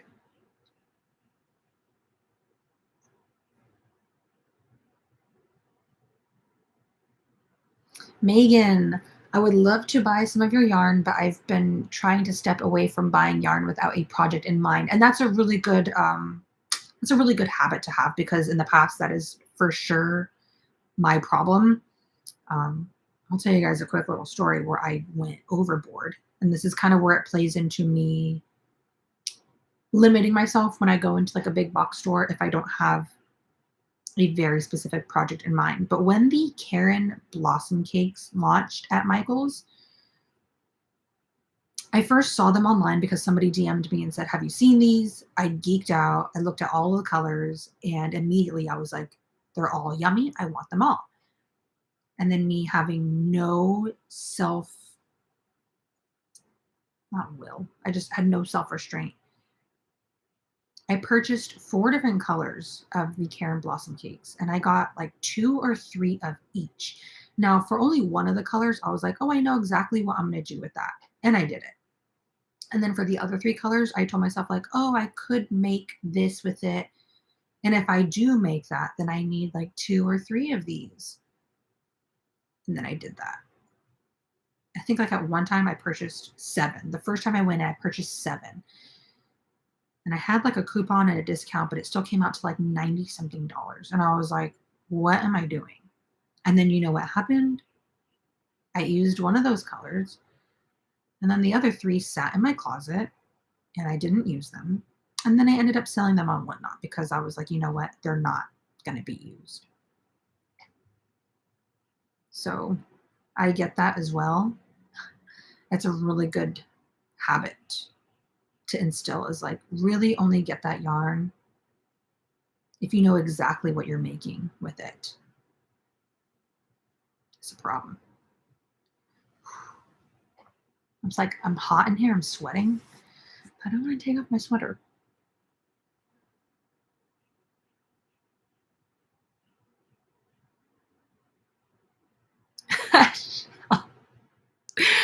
It's funny because it's like, you know, you're like, I'm on a budget, I can't afford this. And then you're like, but my brain would oddly justify some type of monthly yarn box where it's like $35 a month for a mystery skein or mystery themed and a stitch marker or something. I don't know what it is because like in my head, I feel like that too. Like I could justify that. It's like, well, it's not like I'm buying, you know, a sweater quantity. It's like one and it's a mystery hank, which is, you know, something I thought about doing a while back. I do have mystery, like a mystery yarn option on my website. Like you can place an order for mystery hanks and then I just dye up whatever and send it your way. But that's not super popular. I've only ever gotten a couple of those, but it was pretty recent, maybe like a month or two ago. It was somebody was DMing me on Instagram and they were saying like, oh, it'd be really cool for you to do like sock sets. So kind of like a mystery box each month, but for like socks. So not only do you get the full fingering weight hank, you also get a mini hank of fingering for like the accent for like a toe sock or the cuff of the sock. You guys know what I'm talking about? But essentially they're saying you should do like mystery sock sets. So you get a full hank, a mini hank, and then like a stitch marker. And they're like, oh, I would totally sign up for that. I would totally do that. And I thought about it and I think it'd be really fun. Again, I just don't know if it's worth it for me to start something like that on my website. Because then that involves me either having to consistently make stitch markers or buy stitch markers. I don't know. I'm curious.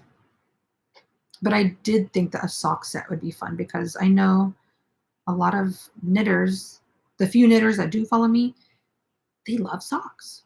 They love socks. And I guess, like one hank of yarn each month would be a lot more affordable than buying 5 hanks of something. That's probably something I should get into. Knitting socks. I don't know. I actually really want to crochet some socks as well because Jordan just bought me my first ever pair of Doc Martens, and they're cute. And they're like low shoes, whatever. They're not like boots. They're like really cute shoes. And I thought that would be really cute to crochet some like frilly, funky socks or something. And then wear that with the docs so you have like the crochet frills sticking out of, you know what I'm saying? Like that would look really cute. So maybe I need to try crocheting some socks.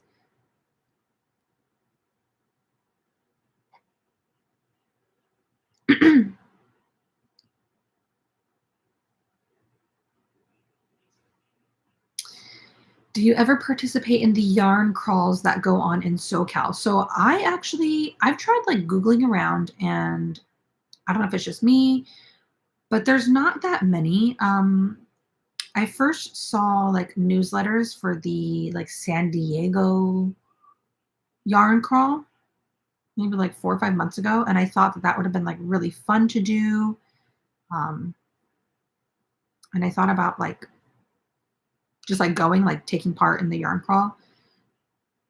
But I think it's kind of a drive for me, one, and then two, I know that I already have so much yarn, so me going to the yarn crawl would just be a huge temptation to spend money,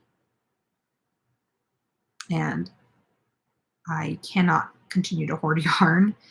So there's just a few different things I was like, you know what, I probably shouldn't go, and I've also been trying to like keep up with deadlines and stuff, so I chose not to go. But other than the San Diego yarn crawl, I don't know of any other. Actually, I think there is like an LA yarn crawl or something. But by the time that I heard about it, it was literally the day after it ended this year. So I completely missed that. But I would love to go to a New York yarn crawl. Speaking of which, I don't know if it's an actual yarn crawl or just like a yarn event, but I think that Miss Tony from Teal Yarn Crafts is attending, what's it called? Woolen fiber, wool folk, something. There's like a event or something right now in like New York. And it looks like a lot of fun. And Jordan Googled it and he was like, dude, there are like 40 plus vendors here selling their yarn. And I was like, oh my God, what a dream to just go and see a bunch of hand dyed fiber and just meet a bunch of other crafters in New York. Does it get better than that?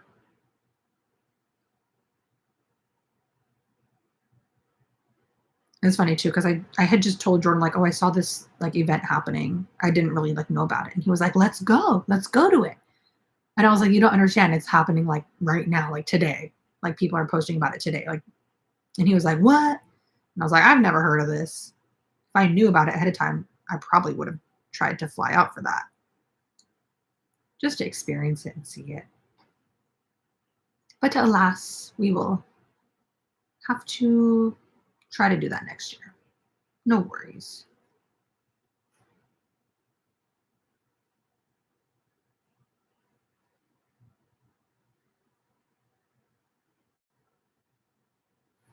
Y'all, I'm still sticking with the finger method, pulling off my stitches with my hand instead of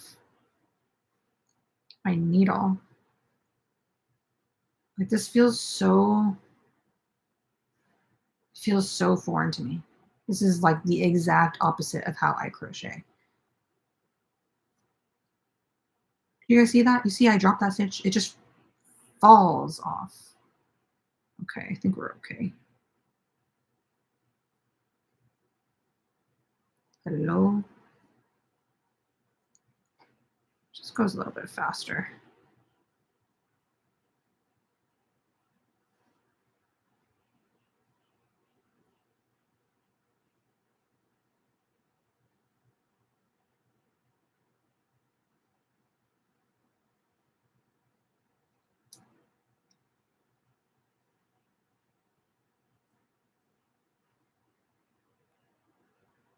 Interesting. Okay, Amara said knitters versus crocheters. Knitting usually takes longer, so the price of yarn per hour worked is lower. I feel they are usually older, so maybe have a bigger budget. Knitters produce more staple garments in my experience. IME, in my experience. Mm. And then the Sunshine on the flip says, I love crocheting with hand-dyed yarn sock weight. You know what? I used to like really be against like lighter weights of yarn just because it takes longer. But after making a few projects with like either crocheting with either fingering weight or sock weight, I am starting to like kind of prefer it. Um, like with the penny polo pattern that I just put out, that was with it's like between a sport and a fingering sock sport. I used 3.5 millimeter crochet hook, and it was so tiny, super thin, but I just loved the end result. And I was like, okay, yeah, that took a lot more time than a worsted. But I was like, whoa, like just the quality of like the outcome of it, the texture, everything. I was like, I kind of like this. And then as I said earlier, I just finished that flower blossom sweater thing. And I used sport wheat for that. And again, it was kind of tiny. But I don't know. Something about the thinner weight yarn. Yeah, it takes longer, but for me, I think it's actually gonna be more wearable. Like it's something I would actually reach for over like a super chunky sweater. I don't know. I've really been enjoying the lighter weight. So I like really love this. And I know once I block it, it'll be a little bit more flowy, a little bit like lighter in a sense. I don't know. I don't know.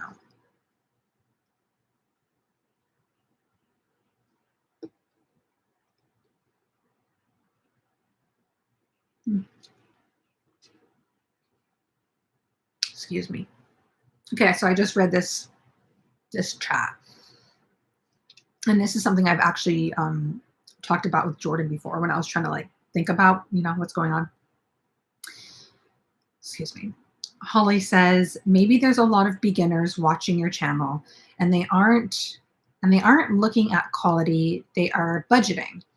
I agree that the more you fall in love with crochet, the more you care about nice materials. Which, yeah, because that was something I was talking about Jordan with is like, yeah, it's kind of crazy that we actually have over 100,000 subscribers. And again, not that everybody has to purchase from my shop, but it's kind of crazy because how do I say this? You would think like, oh, the larger following that you have, the more customers over time that you will get from the following.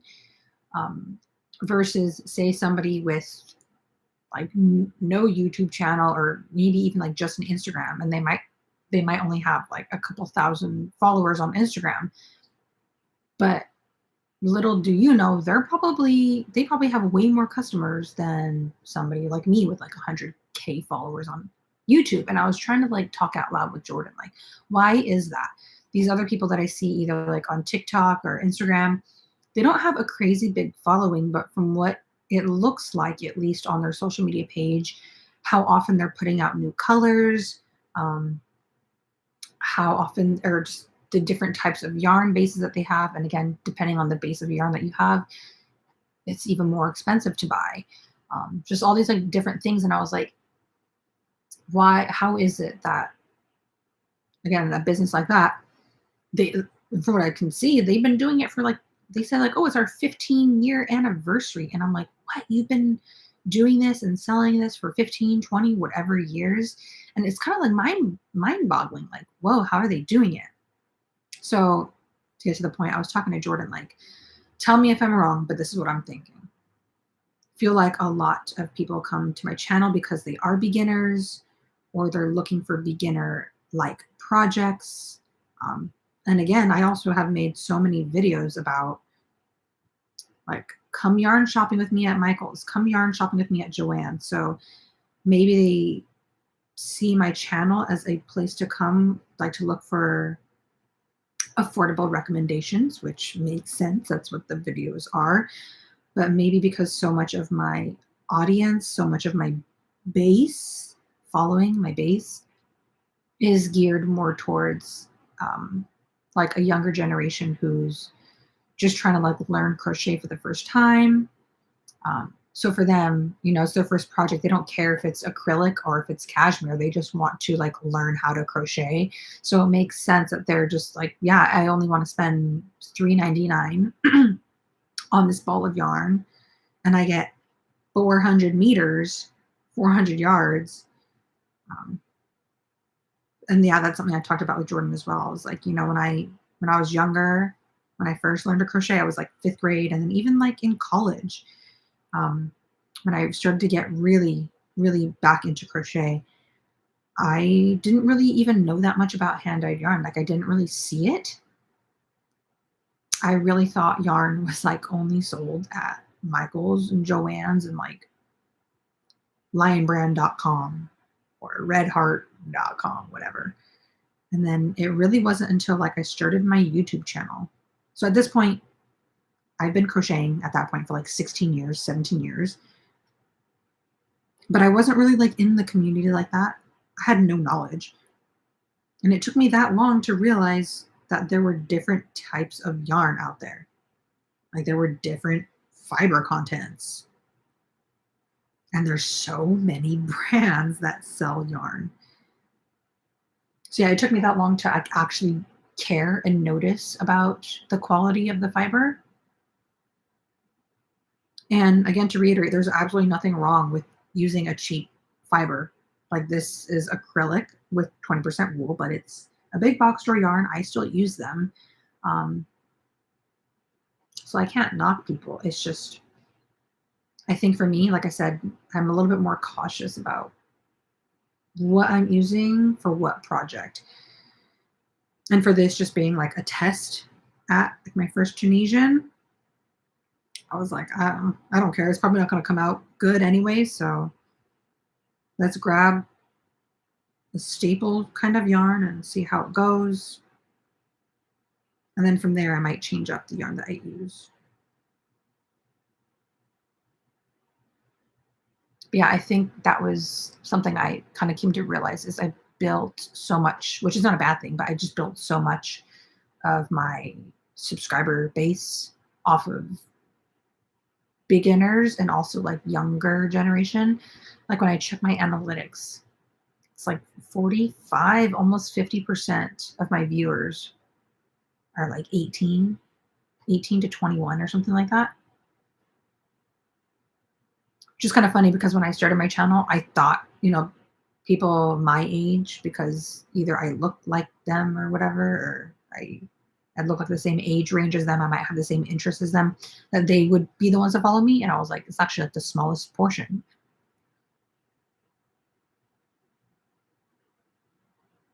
Wow, there's so much of this chat. I am so behind. I'm sorry, guys. I'm gonna kind of like speed through these and then just like jump to the end because I missed a lot.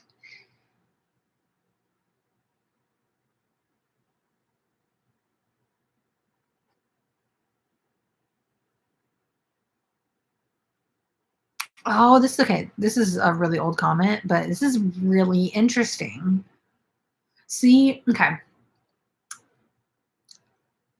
I'm gonna say this first and then I'll read the comment, but I don't know if I'm just like delulu in the head, but like the past like month or something, I was telling Jordan like, would it be kind of like crazy or silly or like cool to start one either like doing like a little bit of a like podcasty chatty corner every now and then on my channel, or like would it be cool to like start a separate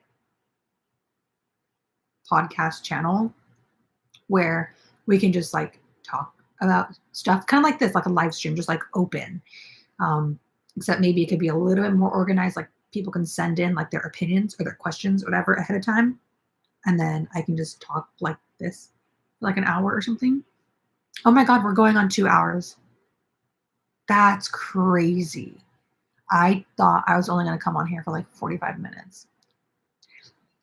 But yeah, I don't know. I'm curious to know your guys' thought on that. Like, and it doesn't just have to be about yarn and fiber. Like, it could be about anything. It could just be about like life in general. But I thought it'd be kind of fun because that's kind of like what we do here on the chat. Like, you guys say things or ask questions, and then I'm like kind of giving my opinion, or we're kind of having like not really a debate, but like a conversation, an open conversation. Anyways, this is like a really interesting hot take that I feel like would be a really interesting thing to talk about. Questionable Hag Energy. I love that name. Says it kind of feels like knitting versus crochet has classist vibes. Like knitting is viewed as more sophisticated, so you buy more expensive luxury materials, whereas crochet is just finally catching up. And you know what? At least from my own opinion, IMO, I think I used to think that way as well. Like one, I thought knitting was when I was younger was just like so beyond my knowledge, so difficult. It was just so like elite almost, like just I don't know. That I was like, I'm not even gonna try like that. It just looks so hard. It looks not clicky, but it just looks like mm, it's not for me. So I just stuck to crochet because crochet was kind of like it's the for everyone craft. Like it's just so simple. Anybody can learn, and we got beginners who can pick up crochet in like 20 minutes, and then we have the advanced, and like we can all do the same thing. Versus in my head, knitting was like you only knit when you're like 10 years experience. So yeah, kind of interesting. And as well, when I first started my channel, even up to close to a year ago, I would think like, oh, if I'm gonna knit, I'm gonna use nicer quality materials. And that's what I would do. Like the few times I did knit, I would only use like the more expensive stuff versus when I would go back to doing like a tutorial or like anything on my channel, I'm like, I'm just using whatever acrylic yarn I want. And I don't know why that is. Like, why do we think that way? Why is it? I would love, see, that'd be cool too. To like, I was telling Jordan, like, we should bring on, like, could be anybody. Like, we could bring on, like, a guest or whatever. I act like I know what a podcast is like. I really don't know, but we could bring on like a guest, like how people do, and I could be crocheting or knitting, and then they could be doing the craft. They could be doing punch needling. They could be tufting. They could be sewing. I don't know. They could be painting, anything, but we could both be doing our respective crafts and just like having a conversation. We can like go back and forth. I don't know. But I'm really curious why that is because I won't lie. I feel like my mindset was like that up until the last year or two, and I don't know why. Okay, yeah, I'm so behind on this chat. I need to like stop talking. I'm just gonna read through and then get to the end. But there's like a couple that I saw. Um,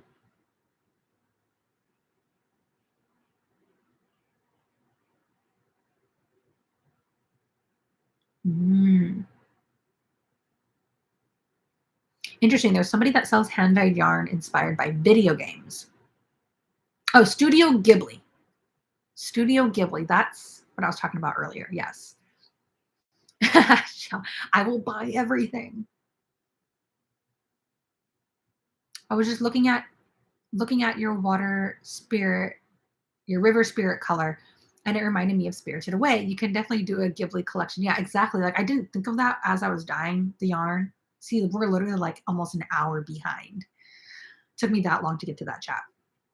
But yeah, when I didn't think about it at first, I was just thinking like I need to dye like something a little bit kind of like neutral-ish, like something that's got color but not crazy. Like it has to be wearable. And so I just threw some colors together. And then when it dried and I hanged it, I was like, what does this remind me of? I was like, it kind of reminds me of Haku. And I Googled Haku and I was like, okay, yeah. And I was like, wait, what about his dragon form? And I was like, and then that's when I was like, okay, should I name this? Like what's his full name? But it's like the Haku something something something river, whatever. But then I know like the spirits in Spirited Away, like the different spirits, are like huge characters. And they played like a very interesting role in the movie. So I was like, I'm just gonna name this like the river spirit. Oh, and Avatar: The Last Airbender. Okay, wait. Like the Nickelodeon version, right?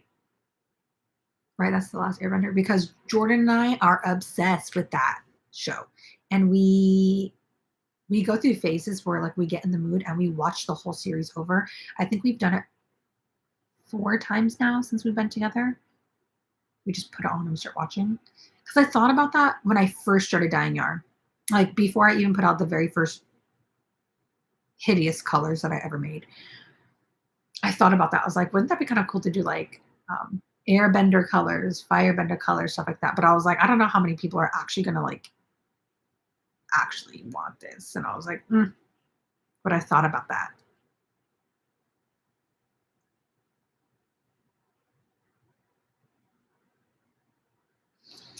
Shell, you're waiting for me to do a test or call for worsted weight because, like me, you bought too many Karen Blossom cakes.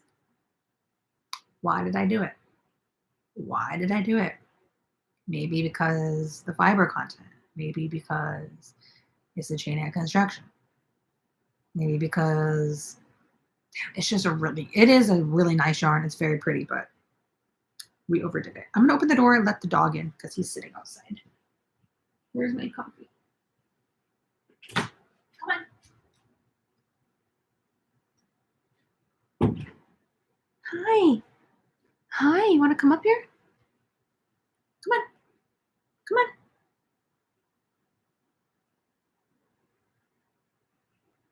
Come on. You gonna come up or nose?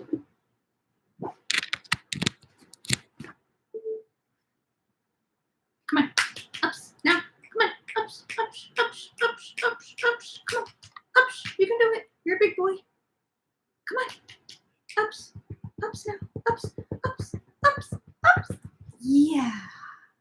There's my baby. Whoa. Somebody just turned 8.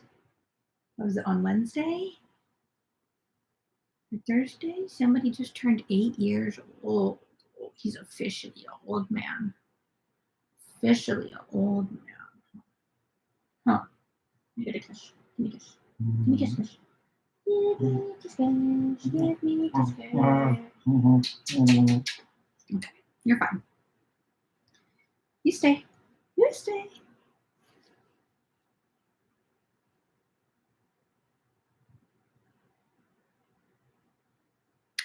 Thank you for the correction. It's wool and folk. Wolf. Wool. No, wool and folk. Wool and folk.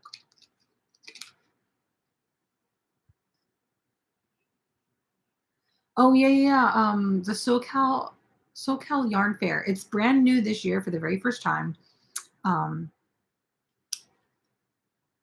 so at first I thought about selling at the SoCal Fiber Fair. And then at the same time, I was looking at the price to sell there. And I was just kind of weighing out a few different things. But it was like to have a table, to have like a little space. I think it was like $250 plus an application fee just to apply. And I was emailing them, like trying to get information about it. And um, yeah, it's just I just kind of decided not to do it. I was also trying to like weigh out how my previous in-person yarn event went. And I would say it went okay. I mean, people in general bought the yarn. I sold some yarn, so that's really awesome. But I was just kind of like trying to weigh profit margins, and considering the last time that I sold yarn, I didn't even break even. I actually lost. I spent more to get the bare yarn than I sold. So that was a little bit like, oof, a hit. And then I was like, there's a chance it could go really, really well at SoCal Fiber Fair, but at the same time, considering I was already down last time, and for this event, I'd also have to pay a fee to have a booth. It just takes so long to prep the yarn, to dye it. Like it took so much work for that last one. And I was just kind of like, just kind of weighing everything. I just decided this is not in my budget to sell at SoCal Fiber Fair, SoCal Yarn Fair. I might attend. I think that'd be really fun. Maybe I could just film a little bit. I don't have to buy anything, but at the same time, when you're around other small business owners, you feel like you want to help them. Even though you're on a budget, you're like, but these people work so hard. I want to support them any way I can. So it might be kind of a temptation. I might go to it. Haven't decided yet. And yes, it is in November in Pomona. So I don't know yet. I'm curious to know if you guys are going to go. I know a lot of you guys don't live in California. But yeah. Okay, we're catching up here. We're catching up to the bottom. Shell, you're 31? No way. You look younger in a good way. I mean, I as well. I'm turning 30 in January, which is, I have no words for it. It's funny because I always hear like the older generation saying this, and I'm like, that's so corny. Like, yeah. But now I feel like it. But I always hear people say, wow, I'm like 50 or whatever. And like, I feel like I'm 21. Like, I mean, my mentality is a little bit different, a little bit smarter. But it's just like, yeah, I don't know. 30 is the new 20. I feel relatively the same, health wise, body wise, as I did before. And it's like 30. Sometimes it makes me a little bit sad too, because maybe not sad, but I try to not like regret, because that really just gives anxiety. But sometimes I think to myself, like, well, it took me this long to find what I wanted to do. And it's crazy because some people, like this younger generation, I see people who are like 17, 16, and like they're already starting a crochet business, or they're already starting like a social media account for whatever their business is. And I'm like, I can only imagine if I had figured this out 10 years earlier. And I figured it out at 27. But you know what? I'm just glad I figured it out at all. Hi, sleepy boy. Gosh. You said I'm 8 now. I'm too old for this shit.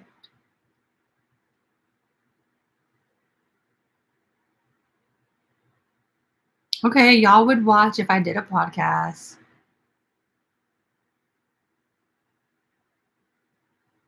Yeah, I was thinking if I were to ever do something like a chatty corner or a podcast or whatever, it wouldn't like take over the channel. I think if I were to post that on my channel, it would just be like once in a blue moon. It wouldn't be every week or, also like that takes so much time to like sit and talk for that long and film. Usually a lot of my filming is broken up. Like you see, I'll do like a little bit of something for a little bit and then I'll change up and I'll go over here. So for me to like sit down and talk for that long, like right now, it does kind of take a little bit out of you mentally. So it would not be often. And then if anything, I would create like a separate maybe channel for it. I don't know. It might just be fun to try it once and see how people take to it and get feedback, and then we can decide from there. But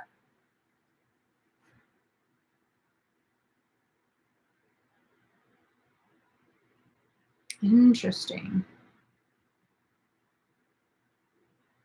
Oh, that's sweet. Aries, Aries Hill said, honestly, so many of your colors feel so wearable for me.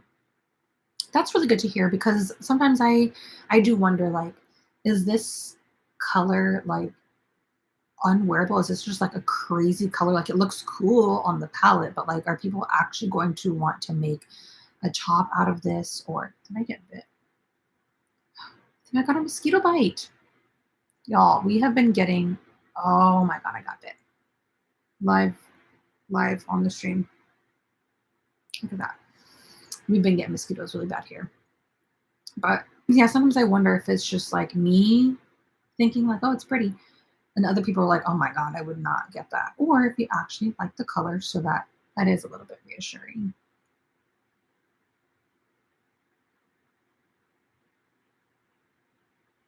Yay, you guys like Avatar The Last Airbender? Okay, this is kind of inspiring me.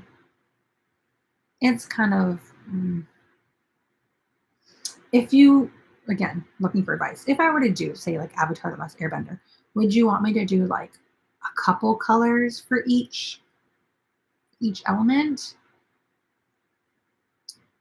Or just like one, two, three, four? And in case y'all, if you guys had any questions, yes, I'm Toph to a degree, to a degree. But it's funny because we watch it and like Toph will do something or say something, and Jordan's like, "Oh, it's you," and I'm like, "Mhm. I am a Cappy." Aaron, I for real thought you were like 24. Your energy and your vibe make you so incredibly relatable. Thank you. It's cool. I feel like I don't know. I feel like within the last few months, I've just more so been able to film more of like my real personality.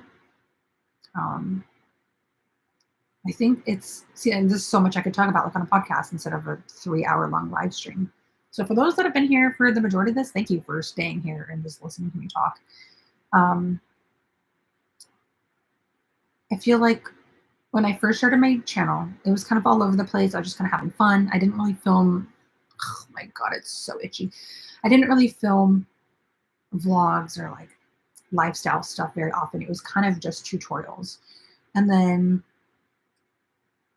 in a good way and a bad way, I started taking YouTube. I took it very seriously. Like I got to a point where I was like, I if I'm gonna make this my job, I need to take it seriously and treat it like a job, like in the sense of having a deadline, doing this, making sure you're consistent, all these things. So I just started getting very serious about it. And then I would notice like I just you guys notice how I have like a different way of talking when I'm doing tutorials versus just when I'm speaking, like just catching up with you guys on camera or whatever. I think I just took it so seriously that I felt just everything about me felt too serious. Just the way I would talk about anything is just like, it's just all scientific. But I felt like When I started watching it back more recently, I was like, wow, there's not really energy. It's not giving energy. And I don't know what got me to do it, but I feel like just more so recently, I'm like, this is your job, but it's also fun. Like it really is fun for me. It might look like I'm serious, robotic, but it's fun. So I was like, I don't have to just be scientifical about everything.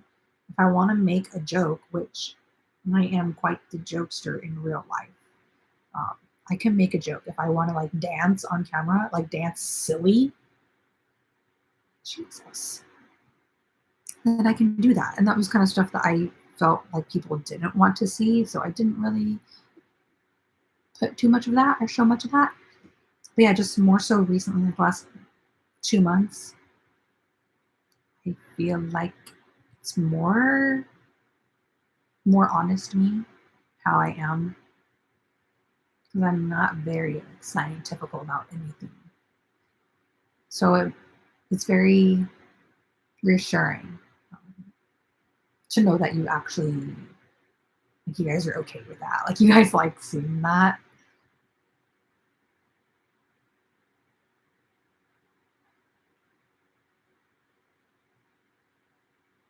The entrance fee to the SoCal Fiber Fair is $25. It's not bad. But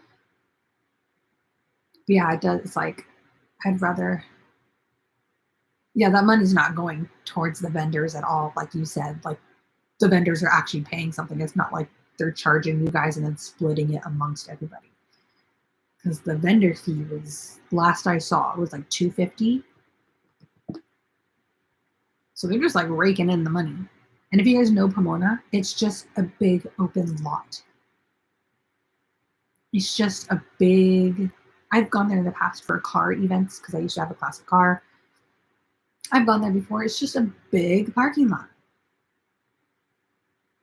So I don't know what the heck they're charging me for. Maybe it's a different part of Pomona. I don't know. I'm thinking about the Fairplex, but maybe not.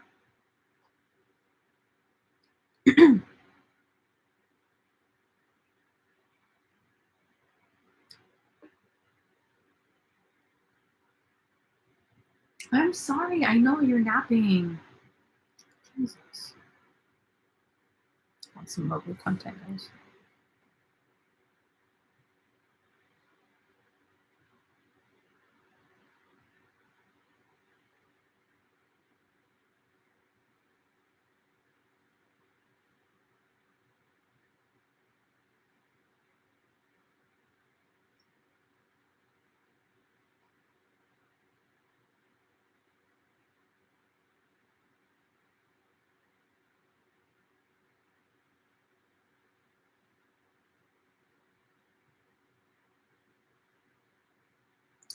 So yeah, I'm reading your comments, and I think, I mean, I'm not gonna push myself to do it now because I'm gonna feel overwhelmed.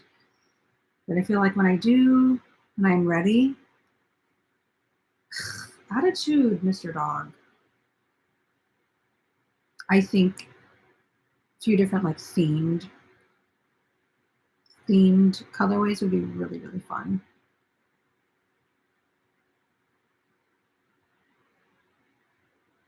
See, now my mind is just like already on that because I have like a list, like I've written out like a few different colorways, like new ones in general that I just want to dye up. A little bit more fall themed, a little bit more earthy tone browns, stuff like that. But so I think I still want to do that first. Hmm. But now I really want to do like, see, but that's the thing is like if I do Studio Ghibli, say like I do Spirited Away or something, I'm gonna feel like obligated to do all of the movies. And maybe I shouldn't put that pressure on myself. Oh my gosh, imagine a Kiki's delivery service. I don't know. I remember watching it, but I don't remember how gorgeous or how interesting the color palettes are in that movie. I need to rewatch it again.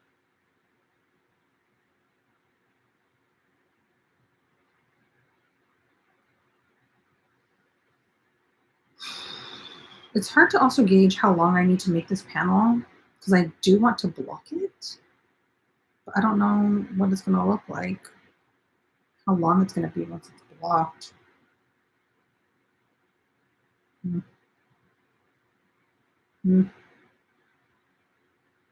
Mm. How to tell Mowgli?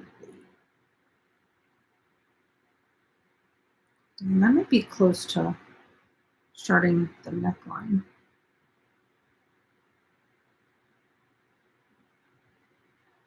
Check out this color gradient. Look at her. Gorgina. Look at these colors. It's pretty unique. It's definitely giving Noro verbs. Noro vibes. That's cool. An Appa colorway. See, now I really want to do it. But I'm not going to force myself to do it just yet. I need to come to it when I'm ready. My mind is just going now.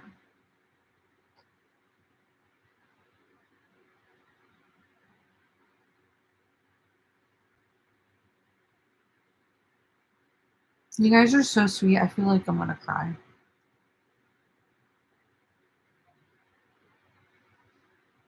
She said I'm an icon.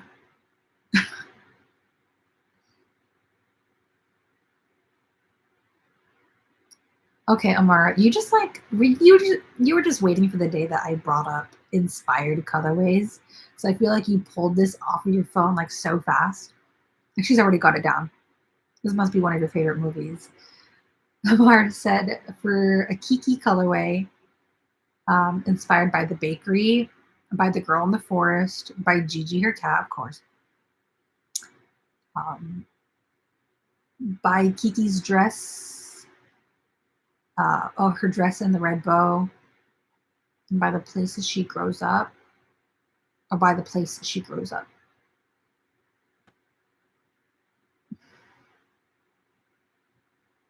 Wait.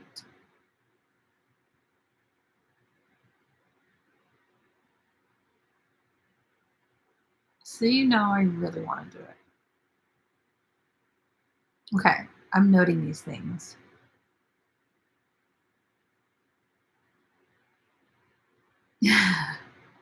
How did I know, Amara? I mean, you only pulled out 8 different examples in the matter of like 20 seconds. Like, wait, do this and this and this and this. That would be really fun. I think I might start with Spirited Away. When it comes to the Studio Ghibli movies, I might start with Spirited Away and then do Kiki's. And then there's a new one coming out. Not yet, but they announced the new one. I don't remember the name of it, but I know you've seen the commercial for it, or like the little announcement. So that'd be really fun because it'll be like new.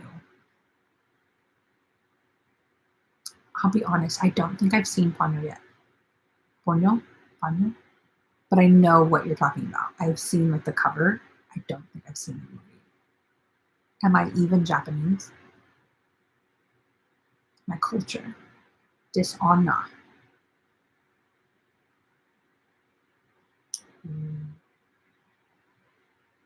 Thank you, Aries Hill, for being here. You've said some very kind things, and I just want you to know it makes me feel appreciated. So thank you for noticing and being willing to speak up and be here. Ooh, Stitch and Stream. I like that. So I kind of thought about like Chatty Crochet Corner. I'm sure somebody's probably already taken that name. Like it's so generic. Crochet Corner. I'm getting bit like everywhere. I feel, oh my God, look at the eyes. It's swelling. I want to itch it so bad.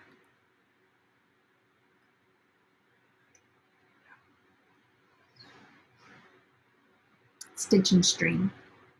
Say that 5 times fast. Stitch and Stream, Stitch and Stream, Stitch and Stream. at this guy. You okay? I'm tired. I just turned 8. I have no energy. I'm old.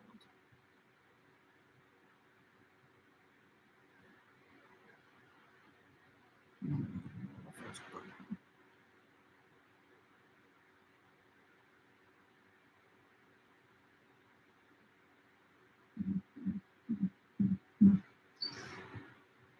What was the other studio? Okay. Fair warning, probably 5 more minutes because this is a.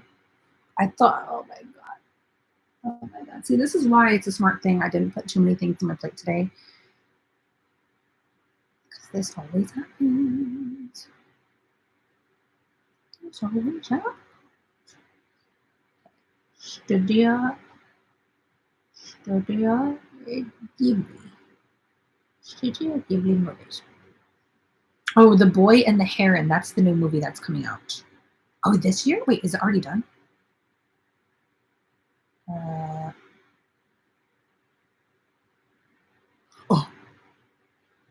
okay. It comes out in December. Noted. We're watching that for sure. What's the other one that I watched? You guys hear that? Oh no.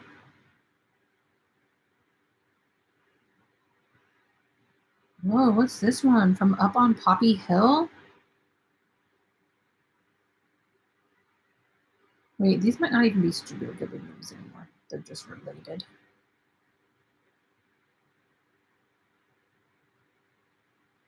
I feel like there's one that I'm missing that like I saw, but I'm not seeing the name of.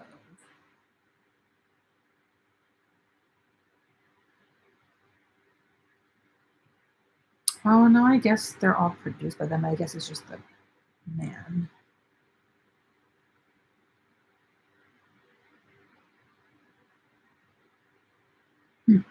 Yeah, anyways.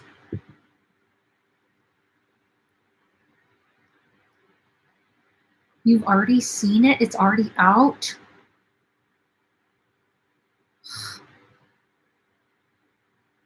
Stitch and Stream Corner.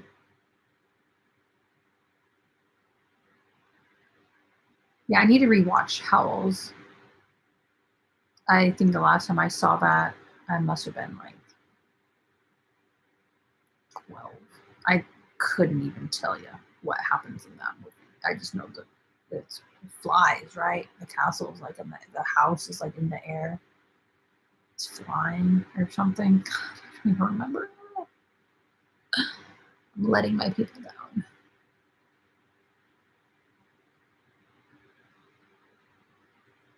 All right. Well, I really do appreciate. I got so much feedback from you guys, and it really does just kind of help. Just helps with my mental, where I am mentally. It's really nice to get some feedback and get some of your opinions. It just helps me to make sense of what's going on with my business. So I needed that. I know at a certain point there's only so much I can do. And if people just aren't interested, that it might just be like that's like the simplest, sometimes the simplest explanation. Reasoning is the most obvious one, or like the most truthful, honest one, whatever. But regardless, that has really helped to pick your guys' brains. And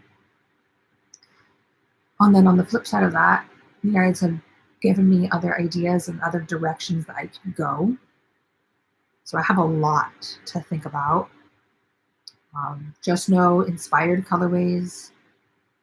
It's probably, besides the new pattern that I have to write right now, draft out, and then a new pattern that I'm going to start crocheting, I think on Monday. That might be like the next big project that I take on, is the inspired colorways. But yeah, just before we go, I'll let you guys just give you a quick update. Like I said in the beginning, the ruffle skirt is still being tested. So we still have about a week until they finish up, hopefully get that pattern launched a day or two afterwards, just depending on how many corrections I have. Um, I just finished up that flower sweater. If you guys don't know what I'm talking about, go at least like look at the last video that I just posted, second to last video. It's the sweater in the thumbnail. Um, I need to write that pattern, at least start like drafting it up right now after I leave here. And then I'm starting, I won't say too much, there's really not that much to it, but I'm gonna start crocheting and writing a new pattern for kind of like a everyday ribbed, slightly ribbed cardigan. There's gonna be like a little bit of texture. I'm excited for that one because I'm using one of my new hand dyed colors. It's gonna be the colorway Practical Magic. So it's gonna be a little bit darker, which I don't usually wear. Um, but that's gonna be really fun. It's like that oil slicky color that I posted about. But yeah, it's gonna be Practical Magic. It's gonna be the whole cardigan. It's gonna have a little bit of ribbing. I think we're gonna go for a slight open, slight V-neck, but that's gonna be another like made to measure pattern. So whether you want it high necked or low open cardigan, whatever. Yeah, I'm gonna start that cardigan on Monday, and that's gonna be in a DK weight. But because it's gonna be made to measure, pattern testers will probably have the option to choose between a few different weights. But yeah, those are going to be like the latest projects that I'm taking on. Gonna think about, gonna start like writing up some ideas for the inspired colorways for the future. Probably won't have any of that like launched or ready or even like to share with you guys until like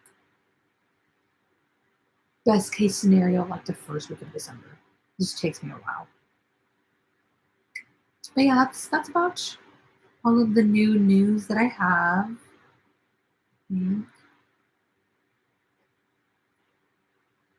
I feel like this was a really fun, a really, I don't know, open live stream.